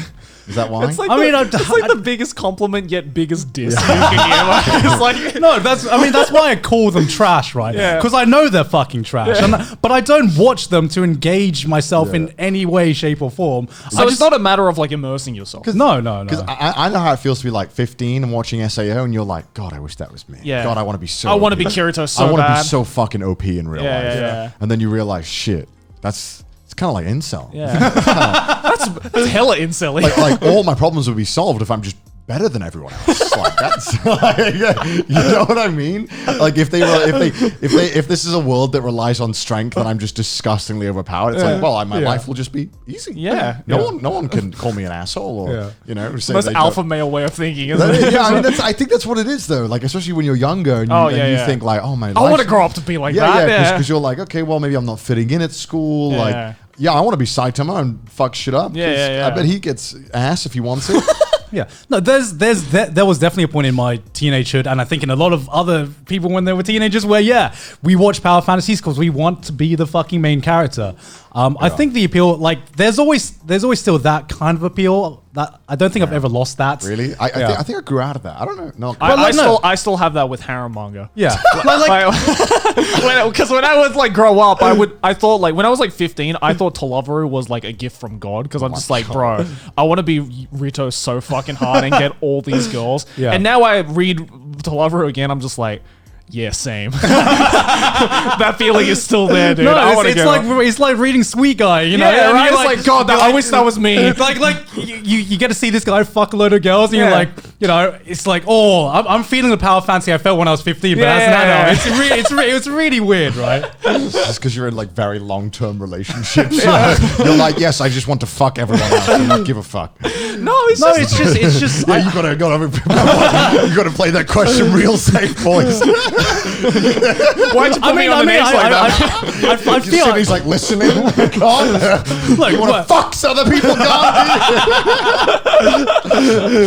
Like Sydney's watching with eagle eyes right now, just like, oh, what's he gonna say? Just say it. God. Say it. Say I'm not good enough for you. No, but I feel like a lot of guys never grow out of that phase when they're a teenager. There's always a little bit of teenager. Yeah, every And, guy like, has every that guy side of and the monkey girl, brain, you know, right? yeah. Everyone has that horny monkey brain. Yeah, at the end of the day. like one show I've been really enjoying recently has been Demon School Academy, which is power fantasy, but it takes it, saw that. but it takes it to another fucking level. This guy is like more OP than any other. Like, Is that like the white-haired, like huge buff character? Is that No, the main no, no, character? it's- or is that something else? it's Isn't that the really shitty animated one, the Tale of Gary or something? yeah, that one. Fucking no. no idea. No, it's like Tale of like Greg or something. Something like. He's It's like a really white It's name. the one who fucks the ogres. Oh Yeah. yeah, it was I can't remember as It's well. like the tail, right? Of fucking yeah, fucking, I know exactly Yeah. what you're It's talking got about. like where you- fucking like clip art animation. As well. It's fucking All awful. I remember is that he has the whitest name imaginable. Yeah, it's yeah, like yeah. it's like Glenn or like Greg or It's like something Greg like that. or something. Yeah, Yeah, something yeah. like that. Yeah. but no, Gary Oak. The Legend of Gary Oak. But no, this guy from like Demon School Academy, he opens up the episode with him beating up a guy to death with his heartbeat. And you're like, this is so over the top. This is like the most satirical, non-satirical show I've ever seen. He's so OP that you're like, they can't be taken this seriously. But Right. it is like played off in the series totally seriously, but the situations themselves just feel satirical because he's died about 3 times in the show now. But he's so OP that he's like, you think that killing would be enough to make me die? Oh yes, I have seen that. Yeah, I saw that meme. Yeah. And I'm just like, man, I'm enjoying the shows for like totally different reasons. I'm just my monkey brain is like clapping now. This is fucking fantastic. It sounds like a parody of a light novel. You know, like if Yeah. I wanted to just like fuck around and just be like, I'm gonna make the most generic, satirical, just parody of a power fantasy light novel, that would be the No, plot. it's like the Kanye West of power fantasy light novels because it's like Wait, what? it's just become a parody of itself. You know? Okay, I was wondering where you were going with that. Yeah, you know what power anime I really enjoyed? It was the one with that fucking. I was going to say the school, but that Yeah, doesn't yeah. help at all. The one with it's a magical school and he has no powers. Yeah, we were just talking about that. No, it's a different one. You haven't narrowed it down at all. Okay. Boy, it's like short-term memory. We were just talking about this like half an hour ago. different. It's different. It's the one with the guns. He makes guns. He's a famous gun maker. He makes guns. Yeah, he makes guns in the show. It's like a certain magical, not a certain magical index. It's like a certain magical high school or some fucking shit. It sounds like it. Still sound like you're describing it. I'm fucking losing my mind here. It sounds like you're describing like you just went from like a index to like fucking railgun now. Like It's like fucking similar vibes to that. Is it shit. an isekai? No. Okay. it's just a power It's fantasy. a guy like, who everyone thinks he's gonna fuck his sister in the school, and he again, makes. you're not narrowing it Oh, down at all. I know the one. Is And it he the has one? guns? Is it the one with like the whites and white the whites and green? And the super whites and popular green. here? Yeah, yeah. What? The one- You know the one I'm on about. I know the one you're on about. Yeah, 'cause I see he's gonna fuck his sister. Mahoka. I think Yeah, Mahoka, maybe? Mahoka. I don't know the full name. Oh yeah, the irregular high school. That's one, it. right? Yeah. That's what I said before, and you were like, no, that's not it. No, I was talking about a different one at that time. That was a harem anime. This one is a different one about a power fantasy. What the? Wait, so what were you talking about before? Yeah, what Not that. I was talking I about a different thought one. I cleaned it up, being like, oh yeah, the one you were talking about before was the irregular of Magic High School. When we take our next 2-minute break, I'm gonna look it up because I'm frustrated now. And I'm like, okay, we're done with the regular Magic High School, and you're like, what's the one with the irregular Magic High because I School? wasn't talking about a regular Magic High School before. I am now, Joey.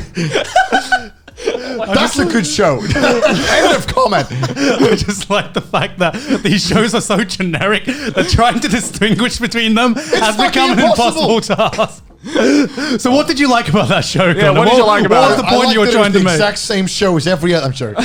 I don't know. It was a good show. I did not enjoy that show because, again, as you said, it was exactly the same as every other but fucking power For some fantasy. reason, that shows. I don't know why. It's so I don't- popular yeah, here. Yeah, I see it fucking I don't know everywhere. why. I kind of get it because I fucking loved it. I don't know why I loved it, but I loved it. It's so boring. I'm like, Yeah. this is exactly the same as every other light novel I've read. Yeah, I've tried to justify why I like certain power fantasies or certain just don't generic know, yeah. light novel adaptations more than others, and I've just given up. I'm just Yeah. like, they're all trash. I like this one. I have no idea why, and I guess I'm just trash as well. You know? Fair enough. But like, okay, I described it the same way that's, I describe the appeal of light novels or how I perceive the appeal of slice of life. Sorry, slice of life. Yeah. So like, oh no, why do you like slice of life? What's the appeal to you? Because to me, how people view like these Power Fantasy Isekai or whatever shows is how I view slice of life. To me, they're all the fucking same. No, they are, and I don't deny that because I've gotten a lot of criticism in the past, being like, you like slice of life? Like what? You could be doing anything else, and yet you're watching the fictional lives of these fictional characters. And I'm just like, I think that's the part about it though, because it's like, again, when I watch an anime, I'm thinking way too hard about it. Like I always have to, I'm always looking at it in like some kind of like analytical, like kind of like, okay, why do I like this show? Why do I not like this show? Yeah. And slice of life just provides nothing. That nothing becomes a something. You know what I mean? Like, because this is getting philosophical. Yeah, no. It's like I've always tried describing like this, because there's nothing there. That nothing becomes something, and like that thing, because they're not doing anything, everything they do becomes entertaining because there's just nothing there to begin with. Yeah, like, I can't do it. I can't. Maybe you should have been the monk, Joey. Yeah, I know, right? Yeah, man. Shave that hair, Joey. Let's go.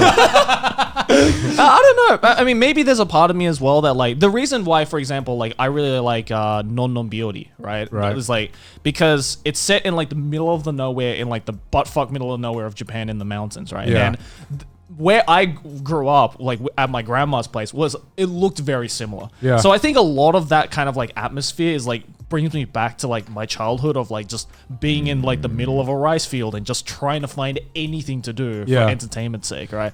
And just watching these characters go through that, it's just like, okay, yeah, I can relate to that. That's kind of cute and like wholesome, right? Because like I think the only slice of life I've enjoyed ever, like pure slice of life, and I think I can't even remember the name. It was the one with the two girls going around a post-apocalyptic world. Girls Last Tour.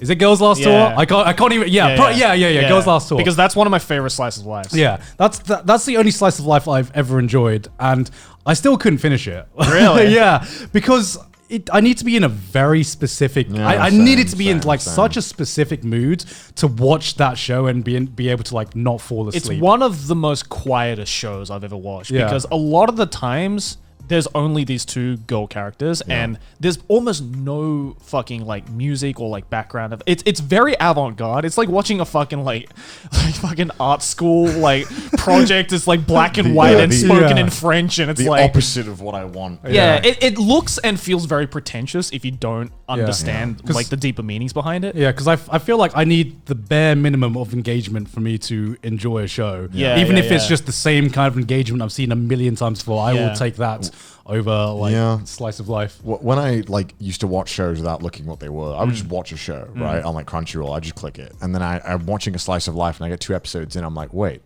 nothing's gonna happen.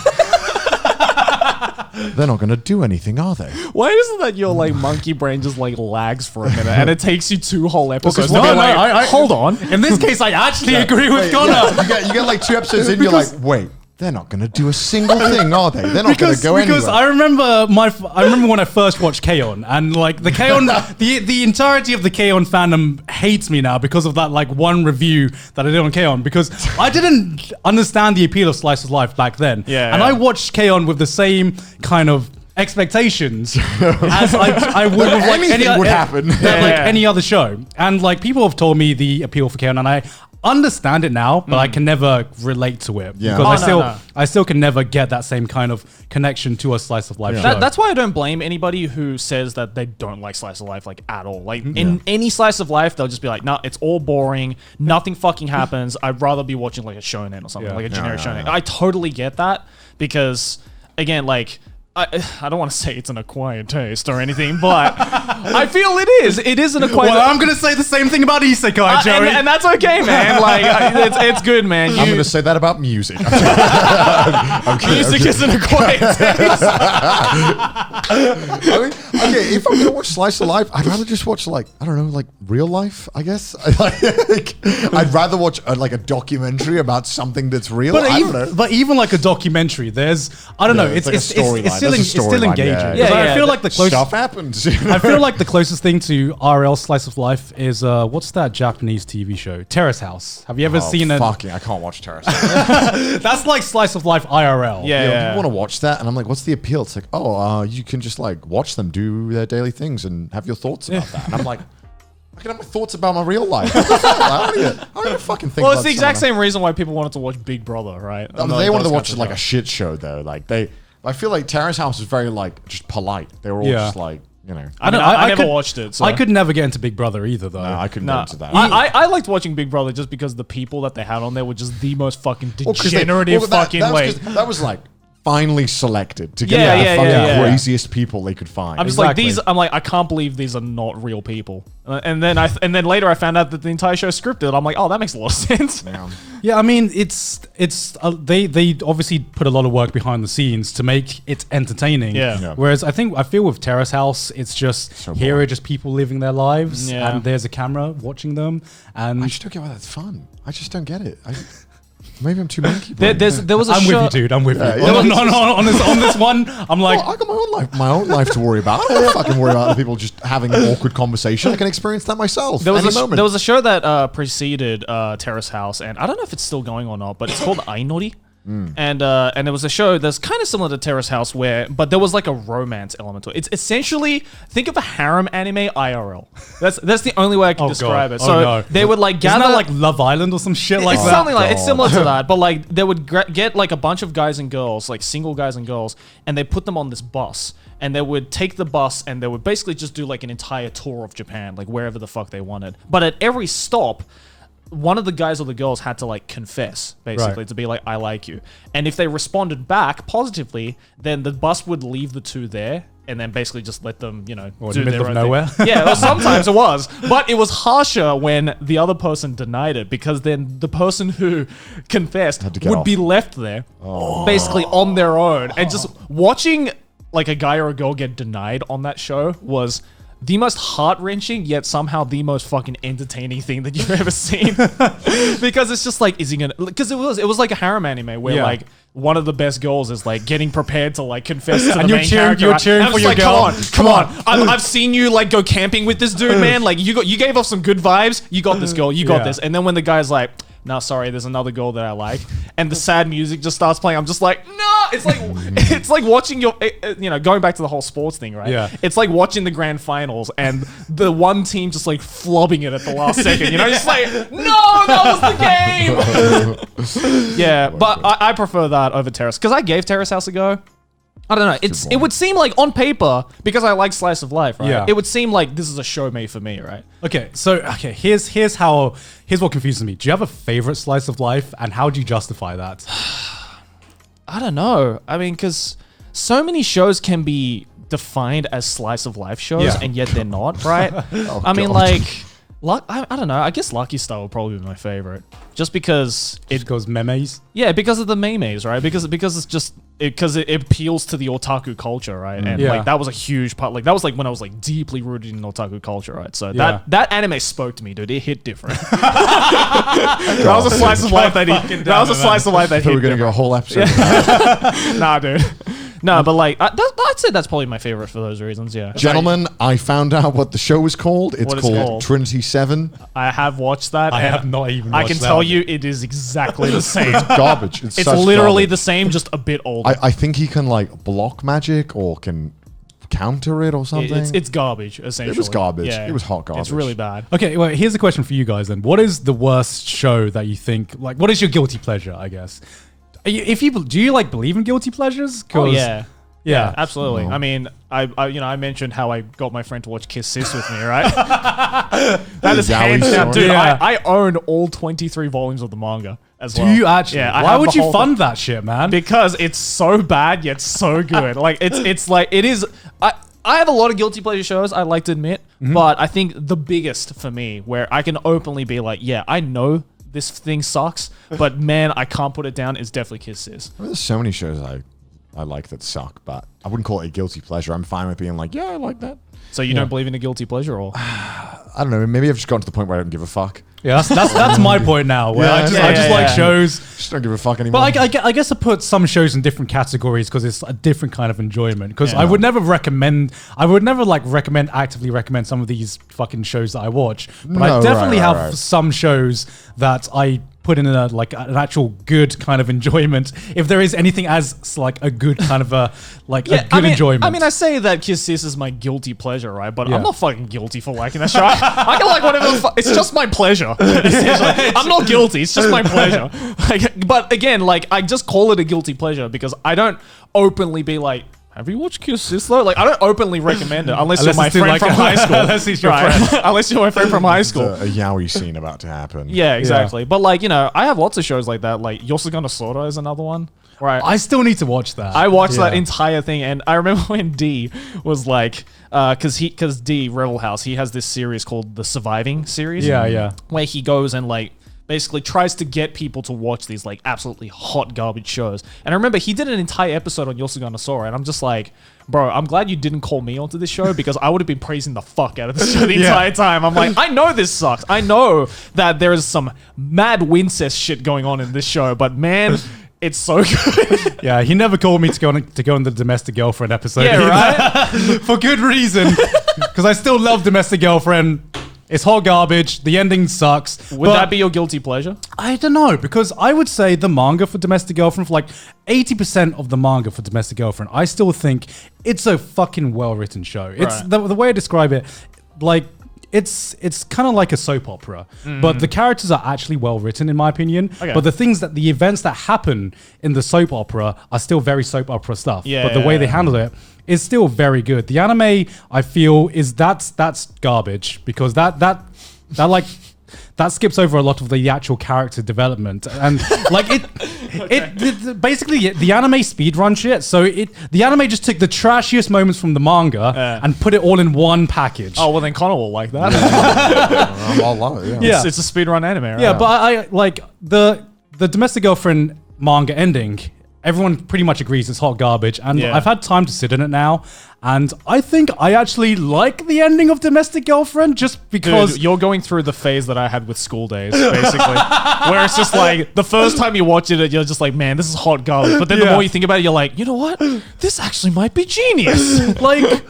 Because I think the series started off as a flaming dumpster fire, and it ended in like a nuclear fallout kind of dumpster. That's and it was on theme. You know, it was on point. Like who got on this train knowing it was about to crash and thought it was going to parallel park?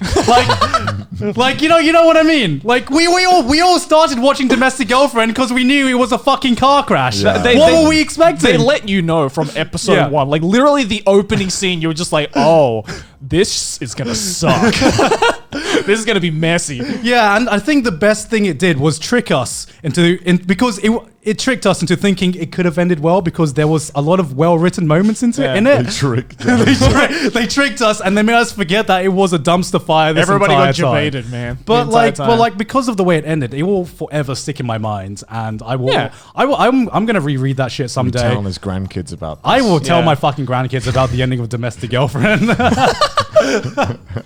Do you have one like that, Connor? No, not really. I never really like. Or do you just not even bother with like shows that? No, I feel like with shows normally I tend not to. I'm trying to think. What have been some big anime that ended controversially, but the people didn't know the ending of already, right? Because of the manga. So it's kind of hard with anime, I feel. Yeah, I know, right? So I mean, you're talking about anime original endings now, or like original anime, which or if it's like from like a game, like School Days, all right. Like, what about something like Darling in the Franxx, which is the closest? Okay, thing that was a fun dumpster fire to be able to part that was fun.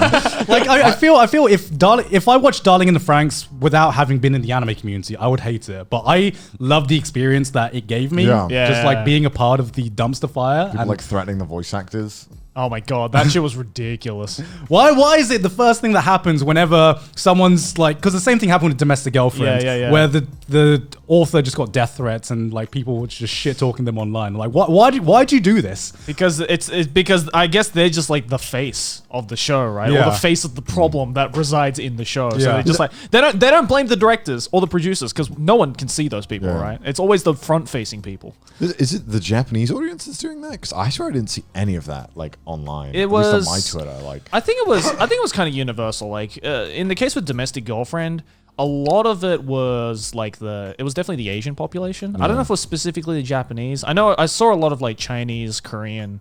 I think because the author had to actually come out and say it was like foreigners, so it wasn't people from Japan. I don't know where it was from. Yeah, it might have been from the West. It might have been from other Asian countries. I know that at least in the West, our meme culture is pretty fucking cryptic. If you're not from, it's shrouded in a very large veil like of stuff sarcasm. That could look extremely aggressive to somebody who doesn't understand is probably like a compliment. Well, wasn't there that like Japanese illustrator who kept like apologizing for all the sarcastic tweets that were being made? Like someone like commented. I think I saw this. It was like someone had replied to their post with like the emoji with the gun, like huffing, like keep posting. Like, because it's so good, right? That's what we understood it. But obviously the Japanese creator. And the reply back being like, I'm sorry that you're like, I'm sorry, please don't point that at me. They took that at face value, right? Yeah. They took down their post because they thought they were offending people. I'm like, bro, our fucking memes are fucked up. Yeah, and I remember when Vinland Saga was airing,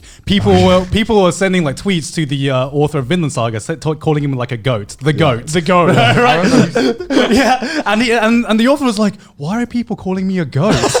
Am I doing bad? Have I done something bad? But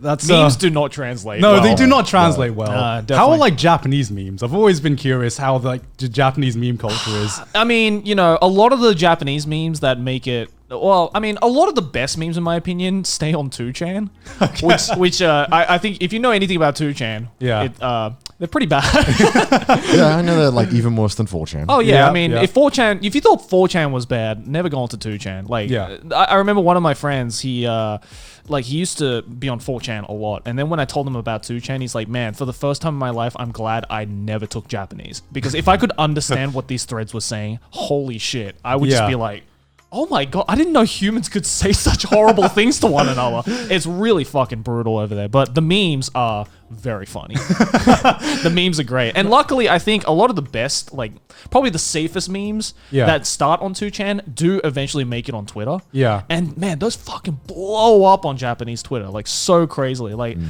if you thought memes on like Western Twitter were like, whoa, 50,000 retweets, holy shit. Dude, I've seen Japanese memes that have like 1 million retweets. Damn. I'm just like, fucking, I mean, yeah, it's a good meme, but goddamn, guys. I mean, Western Twitter is just TikTok's re-uploaded right now. Basically. Yeah. I mean, some of them are pretty good, to be fair. Not sure how long that's going to last. Yeah. Is this a poorly aged conversation that we're having right now? Yeah, some of them are good. Some of them are good. Yeah. Because I feel, from what I can see with Japanese like social media in general, we've talked about internet hate a lot on this podcast before, and it feels like with Japan, it's either you're really nice and polite, or it's like the fucking worst. And there's like, there's a reason why I never wanted to start like a Japanese YouTube channel, because I thought about it when I first moved here. I was like, should I start a separate channel where it's aimed towards the Japanese audience, right? It doesn't necessarily have to be anime related. I was just gonna do like just a regular like vlog style channel, but all in Japanese.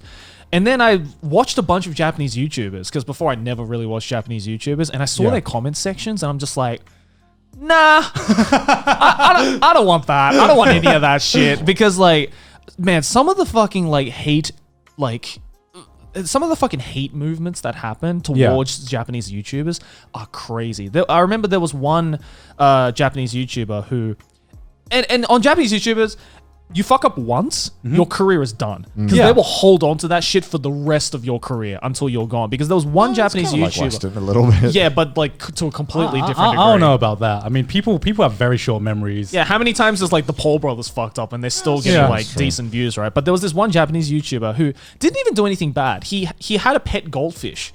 and the goldfish died, and so he threw the goldfish, like, he drained it down the toilet. Okay. Basically, right? That's fair Really enough. standard, right? Like, Yeah. of course, that's what you normally do. It got so much hate that even at this day, and this happened like 4 or 5 years ago. I don't know about the accuracy of this, don't quote me on this, but it happened Yeah. like 4 or 5 years ago. And since then, every single one of his videos have gotten a 50% dislike ratio. Damn. Just from that one thing that he did. And people are still holding on to it for it. For years I just think they have like they keep on to hate for like another for like another level. Yeah. And I think that's why the idol culture here must be so scary, because you fuck up once here, if you're an idol or voice actress or something, and your career is just done. It's just Yeah, done. They it's just just done. expect perfection from you. Yeah, Yeah. it definitely feels like they the image that you build, they immediately like are in control of it, and Yeah. that if like you said, if you fuck up once, it's like they're almost like entitled to you. Yeah. being, like, Yeah. perfect. Yeah, Yeah. pretty much. And if you ruin it, well, you ruined this thing I liked. You Yeah. did that. Yeah, you ruined exactly. this thing I enjoyed. You know, it's like, what do you mean? It's just me. Like, Yeah, right. It's like sometimes they forget that some of these people are just humans, right? Yeah, they, and I don't. It's kind of this mentality where they're not allowed to be human in a lot of ways, and that's what it feels like. Because I remember the first story I ever heard like about this kind of situation happening in the anime community was probably with Aya Hirano, like Haruhi's voice actress. Like there was a scandal, like back in the day. scandal, quote unquote. Scandal. Yeah. But back in the day when she was voicing in Haruhi, she was voicing in Lucky Star, she was like the triple A-list celebrity. Right. She was like one of the hottest names in this industry. Yeah. And I think what happened is that she had a music career as well. She had a band, and I think she slept with everyone in the band except for the bass guitar player. which Every bassist. like a moment of silence for the bass guitar player there. gave you 504 subscribers. Why is it Yeah. always the bassist, man? I don't know. But yeah, that story like got outed, and her career just like went from like A+, triple A to like she had a trouble Yeah, getting a role. she completely disappeared after that. And Yeah. since then, she's disappeared. And it's Yeah, crazy. she's since then she's only had like a few bigger roles. I think the only last role I remember her doing was doing Miggy from what's that? Parasite. Parasite, yeah, Parasite. yeah. But I don't think I've heard her in anything else that I can remember. I feel like that would kind of happen in the West, though, a little bit. yeah. Yeah. What, dude. like an entire career getting destroyed? Not your entire career being destroyed, but at least fucking Twitter would be like fucking clowning on Oh you. yeah, but this Yeah. happened way before the Twitter thing Yeah, came yeah, around, true, right? Like true. this happened in like the mid 2000s. But like- But But dudes online are like pretty fucking, and like they're like, what do you mean you've slept with yeah, people? this seems to be scary. Yeah, Yeah. it seems scary, man. But I don't know. Would someone's career be over just because? Like, can you think of a single person whose career would literally be over if they had slept with someone, or if they came out to have a boyfriend or something? Because I can't. Yeah. Like you'd get clowned on. You'd lose subscribers. You'd lose viewers. Maybe. I guess you wouldn't actually lose your thing, but yeah, you would be clowned on pretty. Yeah. I mean, yeah. the only person I can think of is like Pokemon, Yeah, right? that's just recent, yeah, right? that's Like- I Yeah. didn't know whether to bring that up or not, but I mean, if we're talking about the most recent thing, right? But even then, like what she's getting is nowhere near as bad as what some of these like idols and like exactly. musicians are getting. Like if Pokemon came out today and she was like, "Hey, I have a boyfriend," she'd probably get less attention than she does now, but her career wouldn't be over. No, she'd, no. she'd still easily have a career. Well, I think I thought it was confirmed, right? It was. Yeah, I think it was. Yeah. I don't know. Well, I think the whole point was it's like, well, yeah, of course she's human. She's going to have a relationship, Yeah. right? And not everyone needs to know that. Like, Yeah. it's Yeah. fine. Like, exactly, it's her choice if she wants to hide. yeah, it, right? exactly. There's But nothing no, wrong but with that. those simps, man, they're But- just like, Dude, But just how like, dare you? Dude, when YouTubers make videos like where they're in like a 1 week relationship, like we're together, it's like, oh, I get like real like fuck it. Oh, yeah. I think like it says so much about you. Like to me, it's It's like, like at least wait a couple of months, man. Like Yeah. try and figure get out if it's like a comfortable. real Yeah, thing, to right? me, it feels like, I don't know, not to be like, not to say it, but it's kind of like a, like, oh, I'm going to have sex for the first Yeah. time. I should announce it to the world. Yeah, it you is. know? It is r/I had sex, Yeah, right? yeah, it kind of is like I feel like it says a lot about your maturity level to do that. I think, and it's normally I wouldn't associate with a YouTuber who does that. I Yeah. feel like it's also just a lot of people can do it for clickbait as well. They You do, know? they do. Oh yeah. But either way, normally there's no good like connotation that comes along with doing that, right? True, There's true. normally nothing good that's coming. Sure, they're probably very happy. I'm Yeah. glad for them, but like, you know, let's be honest, at our age, which most of the YouTubers are, most of the relationships fail when they're that early on. Yeah, Like, exactly. most of them do. Yeah. Like, Yeah. So it's, Again, like it's fine if you want to. Yeah, it's fine if you want to come out, but like, as you give said, them a few if I months or watch two. if I watch like a coming out kind of video and it's just like we're together now. I met her last week. I'm just like, all right, it's like I'm counting down the days of the we you know, broke up yeah. video, right? Like, be together for like a few weeks, months, right? Get comfortable. Like, Yeah. like in your head, why would you not be like feel like you're secure before Yeah. you make this like, video? It's like, do you introduce this girl to your parents a week after you just started dating? Yeah. Probably not, you know? Like these YouTubers probably introducing it to their audience before their parents. Yeah. It's like, bro, backwards. Come on. Like, come on. Because I know Aki and I waited about 3 months. Yeah, Before- I mean, you probably felt pretty comfortable. Yeah, about it. because exactly. we we wanted to enjoy our time together just like privately, Yeah. and we did, and then we were like, okay, now if we want to actually do more stuff now, instead Yeah. of like hiding about it, then I think now is the right time. Like Yeah. we're comfortable now, Especially we can get it in out. your position, it's kind of forced to tell people. Yeah, exactly. Yeah. You're I- gonna be together. I can't hide that shit, right? For, Yeah, forever, when both right? of you like posting constantly and Yeah. you know, both of you are together in a lot of pictures. Yeah, exactly. People are going to connect the dots. It's like, you know. is she just going to go hang out with him? Is that how it is, really? Nah. But yeah, both of you are in YouTuber relationships, which are normally, the landmine waiting to just go off. Yeah. What? I, What are you saying? I think. I mean, normally, when at least you guys are in the clear now. I feel like you've got to the stage where it's like, all right, it's mega serious. Yeah, Get yeah. me fucking married. Get out of Yeah. my sight. Yeah. Fucking people. Fucking I'm simps. fucking tired of these fucking happy people around me. but like when you're like, dude, especially at my size now, I'd be way too scared to date another YouTuber. That's like, No, I mean, I get that. I mean, for me with Sydney, it's kind of like it's kind of dated a her bit before she different, was a yeah, YouTuber because as well. she has been on YouTube for a very long time, but I wouldn't really call her like a YouTuber where she does this as a job. She's like kind of grown pretty recently. true. so- She wasn't really a YouTuber when. Yeah. That makes sense. Yeah, and I mean, we started dating when I wasn't. This was before I came back to do YouTube full time, anyway. So Yeah. we've been dating for like a very long time, like a good 5-6 years. But yeah, I remember seeing your video. Like, was it nerve wracking for you guys coming out to be like, "Hey, Yeah. we're a YouTuber"? Yeah, couple? definitely, What was the because- reaction like? I mean, the reaction was mostly really, really positive. Thank God. But I remember Aki losing a very significant portion of a male audience, and I lost a very significant portion of my female audience. So we were like, what kind of numbers are we talking about? Maybe? I Good probably, I don't know, for like before we came out, I think I had like a 60-40 female to male ratio, right. Which I was like, wow, okay, I thought more males would be into. But then the moment I came out, I think that dropped by like 10-15% at least. It was a really significant number.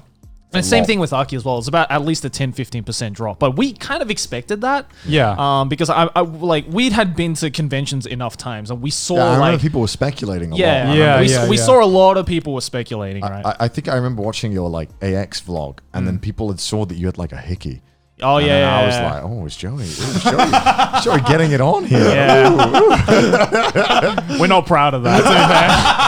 And I knew Aki probably went home and was like, God damn it, Joey, you left that. Yeah, we're not proud of that. That's all right. That's all right. We were young. Yeah, You know, exactly. it's whatever. It's cute. Man. It's whatever, cute. man. Yeah. It's whatever. It's cute when we look back on it. It's fine. But yeah, must have been stressful back then, where people were just speculating every Yeah. He sneezed. enhance.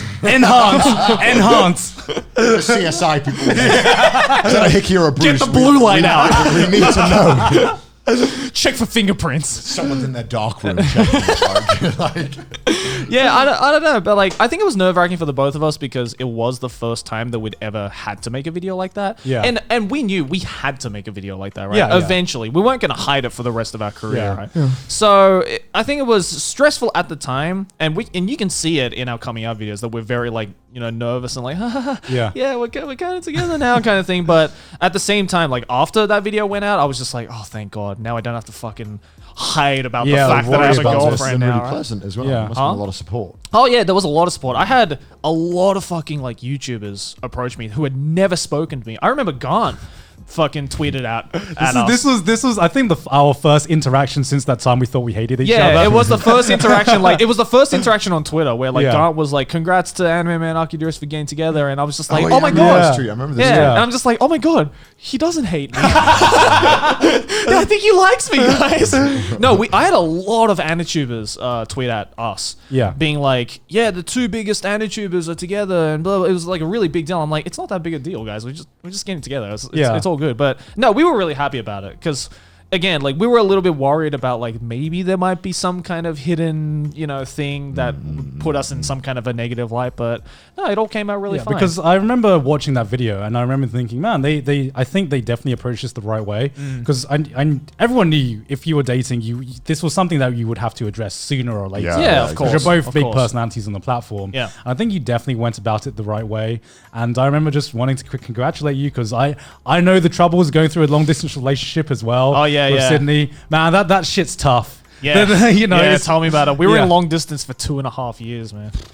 Yeah, I don't know. Yeah, I My like. monkey brain can't handle it. Yeah, Because I was long distance with Sydney for like a good year or something, and Yeah. that was like one of the hardest years of my life. Did you, when you were like still single online, did you get messages people like, would you ever do long distance? You know, yeah. like, Yeah. and like you know what the Yeah, they'd be yeah. like, so like, how long though? Like, like Are you available for a long distance? like what kind of time zone difference is okay? Like, and I'm like, just fucking say it. Just Yeah, like, what do you expect me to say? It's like, if it's less than 8 hours, then it's doable. But any more than that, bro, that is like if I ever like when I used to live stream doing like when I was doing Sebastian stuff, the most common thing that I would often get is like, is long distance. What's your thoughts on that, Connor? What are your thoughts on that? You dating anyone, by the way? yeah, they don't just say it. They're just like, are you perhaps considering the possibility? Yeah, or they'll say, what's your ideal partner like? just one. I got Just that a FYI. lot. I got that a lot when I was doing panels. I'm when I was not single. trying to say that I'm like a Giga Chad and everyone just can't help themselves, but you just get people who like. I mean, I think you can say that as the 93%. Right? Like, you can say that. I mean, you should expect that. at Yeah, that you point, can- right? I mean, when there's thousands of subscribers, there's gonna be like one or two of them that are interested in you, Yeah. and Yeah. that are gonna try and see what ways they can pursue that. Yeah, But, yeah. from a formally written email, which is many times, or they'll do a not so subtle donation. On What a is live the stream. logistics of us hooking up together in this long distance relationship? What I gotta do is some episode I need to bring a presentation of all the different ways people have tried to hit on me. Like I gotta Please. like it's a PowerPoint presentation. The most interesting ways it's happened. Top I'm not 10. trying to brag. I'm not trying to do anything. I'm just trying to say it's really fucking interesting the way that people try to like get in there. Top 10 confessions in anime. No, dude, it's so interesting when you realize it the way, because like there's like routes in their mind. Like I'm gonna go Yeah. this route. I'm gonna go like I'm gonna direct route the curveball route. I'm gonna It's like a fucking visual novel. there's like levels of difficulty. There's like YouTube comment, impossible for him to ever date me. To like Level 99. to like donate $10,000 so Yeah. he cannot ignore me. Like it's like, and there's so many in betweens. It's so funny. It's Oh, yeah. I mean, if you guys are interested in that, let us know. Let us know down Let below us if know. you want to hear the PowerPoint. I'm interested. I will legit prepare a PowerPoint presentation. Yeah, please. We're gonna- Yeah, we're we gonna- have the we're gonna- screen here We're for a gonna reason. screen for something, right? Yeah. I'll do it. Please. Oh my god. I don't know, I'm just trying to think of like what's a weird thing that a lot of people do on YouTube to like. Yeah. Like, just weird stuff they might say often that I'm trying to think. Well, like the whole thing of like, there's always that one comment in every video which is like, Joey's not going to see this. He's not going to reply just because I'm first in the comments section. And then I don't know. Yeah, I don't know. And I'm tempted to comment to prove them wrong, but I'm like, no, Yeah. that's what you I'm want. like, no, I'm going to fall into the back. You know what? almost got me there. I'm like, no, you are right. I am not going to see this. Fuck you. Fuck you for thinking you're entitled to my time.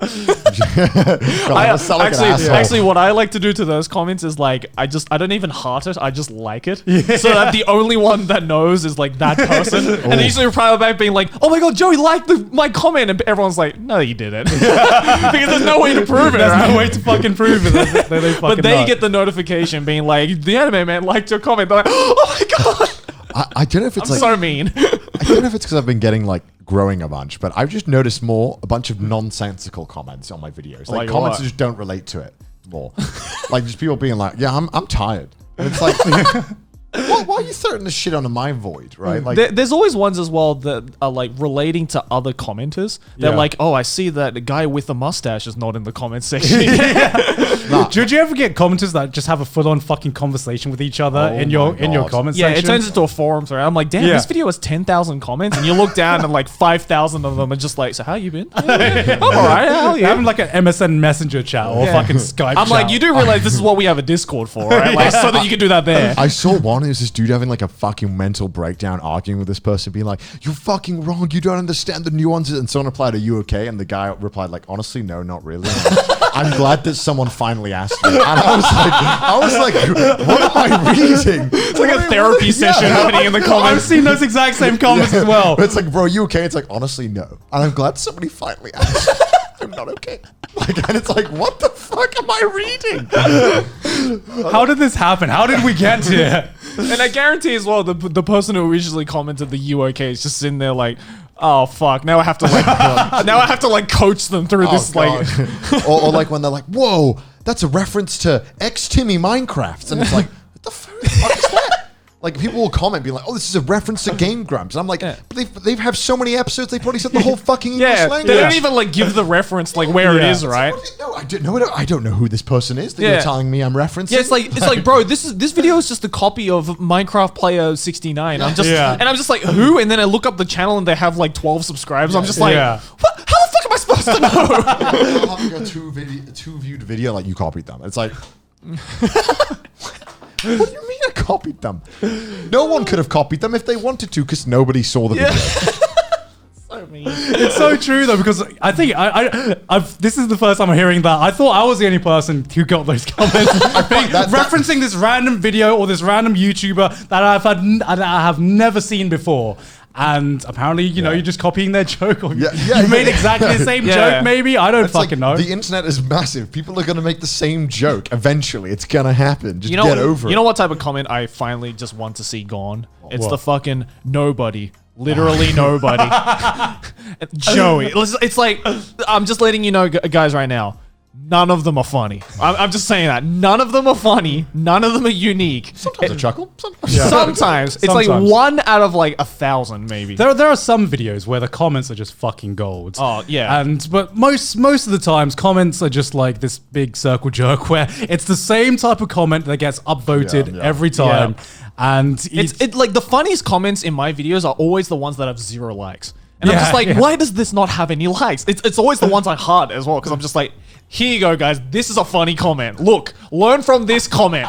None of you guys are like this comment. I'll like it, because this is some funny shit that you guys should be tweeting more. Not the fucking literally nobody. Joey. I'm like, do they have just like a copy pasta ready for these comments? Yeah. And to just be like, immediately be like, yep, throw it in. A semi-awkward moment or a funny moment. Like, all right, that's it. That's the one. That's the thing that literally nobody does. Yeah, that's it. That's the one. Do you guys remember the era of YouTube comments before they like ranked them?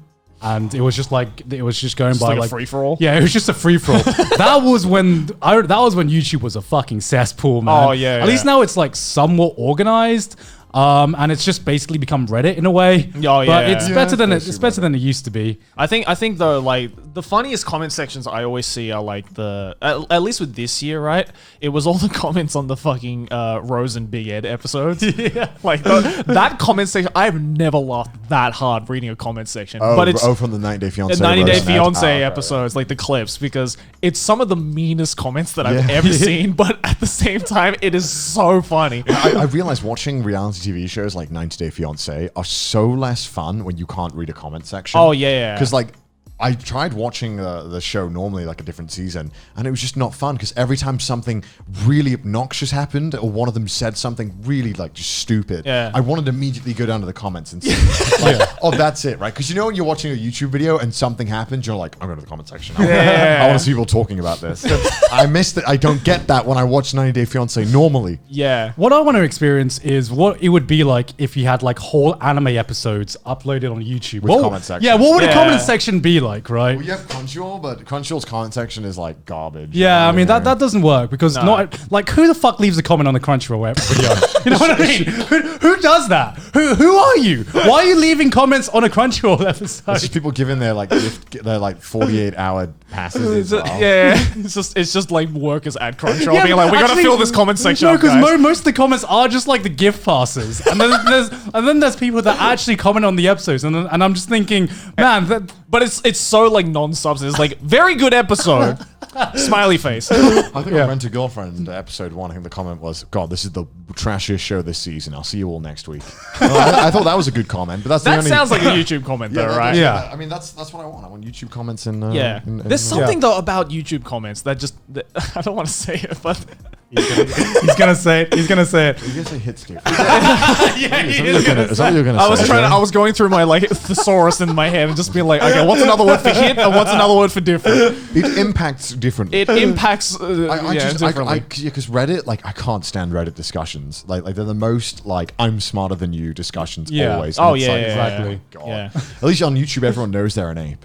You know what I mean? Like no one tries to like. Yeah, Reddit comments are the epitome of actually. I love Reddit, but I hate looking past the meme. Oh, on Reddit. yeah, Like, yeah, I'm yeah. like I've consumed- Sometimes you'll see some funny stuff on Reddit. If but- there's ever like a comment thread that's a discussion, it's like the Oh my biggest God. fucking minefield Oh, I've nah. ever seen. just a bunch of people who want to validate their like intelligence, and it's just so sad. And I can't read it.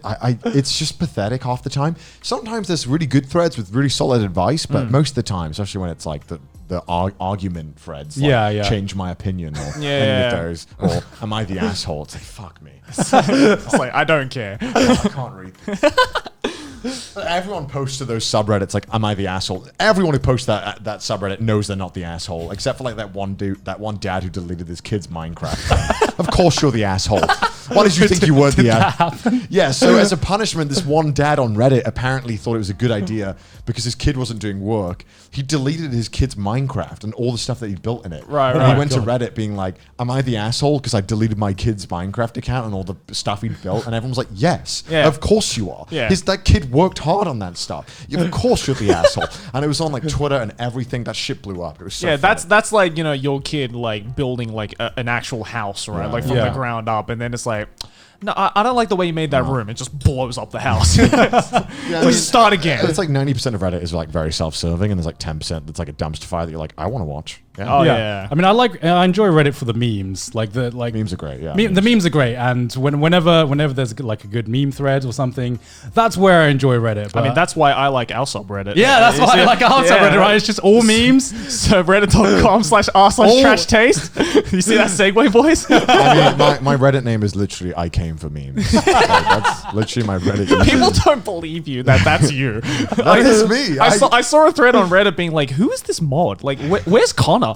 Like, who is this I came for memes guy?" And everyone's like, "That's Connor." And everyone's like, all the new people are like, "No, that's not him. I'm looking for CDog VA. Where is it?" Because I literally only made the account so I could upvote the memes I liked. So Fair enough. Yeah, I mean, like that's. And why. I mean, luckily our subreddit is full of memes, right? Yeah. So I mean, it's that's so good. that's the best part of Reddit. Like, I feel like when Reddit takes itself too seriously, it's just really grating. I don't know if you guys feel the same. No, I mean, I agree. that's I agree. everywhere over the internet because Yeah, it's the that's same. It's the same thing with Twitter as well. And the only difference with some Reddit threads and Twitter threads I see is Twitter has an avatar behind it, and that's basically the same kind of toxicity I see. I think it's the discussions that they have on Reddit are ones that I only feel can be like constructive in person with someone. Yeah, Like Yeah. having like like, a, every argument over the internet. which is why, you know, you ever have an argument with someone, you're like, let's just call. I don't want to fucking text you because you know that shit don't go anywhere. Yeah, Like, Yeah. it's my thumbs are tired. Like, yeah, let's just like, call, bro, right? you wrote a paragraph. I'm not reading that fucking shit. Come on, get on call. Okay, here's a question for you. Have you guys ever had like the comments or like a comment on your YouTube or like someone saying something on Twitter that you know you can fucking destroy Slam them, dunk, yeah. slam dunk them in an argument, but it's equally as annoying because you want to and you know you can, Yeah. but there's too many of these types of comments to like address them all. Oh, And- yeah, and, yeah, and yeah. if you say if you address one, then you start just opening like Pandora's box or whatever. I've done that. I've been on both sides of that, just being like, okay, I see this dumbass comment. I'm just like, okay, I can't say anything. It's a lot of because I restraint. know, like, I control yourself, like Zen mind right now with this. Like, don't get tilted. Just keep it in yourself. Like, at least like go to your IRL friends and bitch about it to them. All right, like they'll understand. And then sometimes I just look at them like, nah, this kid is small brain as fuck. I got to put him in his position. And then I just I quote retweet being like, look at this clown. Oh, man, I feel like the amount of restraint it takes is like just stopping your piss midstream. It's like, it's like the bottle's getting full. Don't let it overflow. Yeah. Like, okay, I don't need this. I don't need this in my day. I'm okay. Like, I don't need to engage with this. Like, you're a fucking idiot. It's like the first day of going vegetarian. You go to like a steakhouse, right? It's like, no, I can do this. I can do this, please. I just like sometimes if they comment something dumb, I'll give them a heart. I'm like, I want everyone to see how stupid you are. I'm not gonna engage it, but I'm gonna push this to the top just so everyone can see how stupid this comment was. No, and it's like that 1 out of a million time when you do acknowledge it or reply. It's always they're always like the They're ready. No, they're always like the surprise Pikachu face. They're like, I can't believe he saw my comment. What? I was talking shit and he replied to me? It's like, what? That only applies on Twitter though. It's like, how many situations can you go in IRL where you absolutely slam dunk someone and then they reply with a pog face, right? Like, it's just like, oh, did you see that? He just completely dunked me. I'm so happy. which is I don't know. I understand the mentality where if you say something on Twitter or on social media to like a big creator or platform, like you don't expect them to ever see it, but I think you'd be surprised about how many comments that we do actually end up seeing. Most of them we just keep scrolling, but some of the comments do actually stick out to us, especially the ones where are like it's like really criticizing or really grating or one of those ones. I had the thing that happened maybe like a few months ago, and it was the first time this ever happened to me, and this one annoyed me more than anything. Like, they weren't shitting on me, or they were shitting on me, but it was someone else tweeting about how they really enjoyed one of my videos, and then someone was shitting on them for enjoying my video, and for some reason that really pissed me off. I was like, bro, you can shit on me, but like, why you gotta shit on someone else for enjoying it? Right. Like, what's wrong with you, man? And that was just a mess. So did you reply to that? I replied being like, yo, dude, I mean, it's cool if you don't like me, but why you gotta shit on someone else? Just leave them alone. And then they just kept like antagonizing, and I was just like, all right, fuck it, I'm not dealing with this. I think the one comment that's like still angers me to this day. I realize we've talked about a lot of hate comments on this podcast. Just so happens we're very tilted, man, as you can see. I mean, no, because it's the comments that stick out to us, right? But I think the one that sticks out to me the most, and I probably won't ever forget, is when I got engaged, when I proposed to Sydney. Like, I don't really talk about my personal life too much on my Twitter because I like to keep that separate from like me talking about anime titties and all that. But it was like the one of the few times that I actually let out my personal life to the public just because I wanted to show the entire fucking it's a world. very important time of your life, right? How happy I was, right? And how this was one of the most happiest moments of my life, and I wanted to share that. Of course. And I remember I made, like, me and Sydney are very close. I'm glad that I can make jokes with Sydney in like some of like the most crucial moments in my life. And when I proposed, I was like, man, you're my wife, but I still gonna have my waifu. Senjikara is still my number one. And that was just a funny joke. Yeah, of course. Like, this just the kind of relationship I have. I'm glad I'm with someone who I can joke around with like that. Yeah. And so Sydney posted that joke, and somebody like quote, they didn't even like quote retweet that one. They just they screenshotted it. Right. Oh, that's the worst. Yeah, it's like, at least give me like some fucking credit. Right? Yeah, exactly. they think they're not gonna. They think you can't fucking see it if they screenshot it because there's nothing that leads it back to them. But they screenshotted it and they posted it on their personal Twitter and was like, "Women, you should have better standards for your men. Don't let your man get away with this kind of shit." Oh my god. And I'm like, you know nothing about my relationship with Sydney, right? That is the biggest I know more about your life than you do, like comment, right? Like they were judging me because I was making this joke, which some girls won't be happy with, and you know, if you're not happy with that kind of joke, that's completely fair. Don't be with that kind of person. Yeah, exactly. Really simple, right? Exactly. Yeah. I was with someone I could trust to make that joke, but then Sydney actually like commented on it. Like she quote retweeted it and commented on it, and the reaction they made was just such a like like, why are you like this? You know what I mean? Yeah. Because when she replied, she was like, I can't believe they've actually outed me. Like, they've just sent all their followers to me. Yeah. I'm like getting cyberbullied right now. And you're like, what do you expect if you talk shit online and you can't take it back? Like, how do you think we feel? I love people who do that because it's usually like young guys or girls, like in their teens, obviously, right? Yeah. And they just expect, like, how do they not understand the concept of if you're prepared to give shit, you better be prepared to take shit. Yeah, exactly. It's like you're talking shit about someone. Yeah. What do you expect them to just not fight Yeah, back? like, why are you acting like the victim here? Yeah, like, where you're here judging my personal life, and suddenly they have more followers than me. I'm like, I don't give a shit, dude. Like, you Yeah. shit talk me, I'm gonna fucking smack you right back. You better be prepared for that. And if you're not, then don't say it in the first place. Keep it to yourself. If you're gonna smack talk and then you're gonna cry about being called out, it's like, Yeah. why would Yeah. you? That's the equivalent of like you going up to someone, smacking them in the face, Yeah. and then they smack you back and you start crying. It's like, what? You smacked me first. I should be the one crying, not you. What are you crying about? So yeah, basically, how to act on the internet is just like, don't act any differently than you would in real life. Yeah. Honestly, Just be real life. I guess. Yeah. Not that you guys needed to know that because you're Yeah. trash taste listeners. Yeah, You have exactly. the best taste. Exactly. Rule number one: just don't be a dickhead. Right? It's really simple. Don't act like Subaru from ReZero Yeah. in real life, and you should be fine. Oh my god. wait, what do you mean? Wait, Wait, what do you mean? dude, in season 1, he was an asshole, man. I mean, was he though? Dude, when he like confessed in front of like the whole like grand court, when she told him not to, I was like, "What are you doing, man? She told you not to." I mean, do I that. wouldn't This call isn't your time to shine. I wouldn't call him an dickhead. arsehole as much as I would just call him a clown. No, he was like I think he was an asshole. You do? Yeah, I thought he was in the first season. I mean, either way, it's not very good, right? No, You're it's- either a clown or an asshole. either Yeah. way, he wasn't doing himself any favors. Yeah, but no. season 2, he looks like he's turned himself around, Yeah, which I'm don't glad. don't be like season 1 Subaru is what we're saying, right? Yeah. Yeah, exactly. No, season 2, I've been very much enjoying his character development. Yeah, in I'm season glad that 2. he's finally learning not to be an incel. every isekai protagonist, right? Wow, being incel is bad. Wow, Wow, that's a I revelation. should leave my house and, I should think of women as not an item. Yeah. Oh man. I think that's probably a good place to end it. Yeah, right? that is, yeah. Yeah, thank you to all the Yeah. patrons, lovely, lovely patrons that you see on the screen right now for supporting the show. And if you'd like to, then make sure to go to patreon.com/trashtaste. Thank you, Patreon. Thank you. Thank you. They're not the arsehole. They Yeah. are not the Yeah, arsehole. they are the reverse assholes. Whatever the reverse of an asshole is. A nice A guy. mouth? Yeah, a face hole. You lovely face holes. Oh, God. And if you'd like to send us your hot memes, your hot spicy memes, as you've always done, you can do it on the subreddit. And make sure to follow us on Twitter as well for more memes. Yeah. Yeah. Yeah. But that's about it for this episode, guys. I've been your boy, and I've been with the monk and the monkey. And we'll see you guys next episode. All right, I'm out. Monkey Bye. out. Bye. I'm going to go fucking meditate somewhere.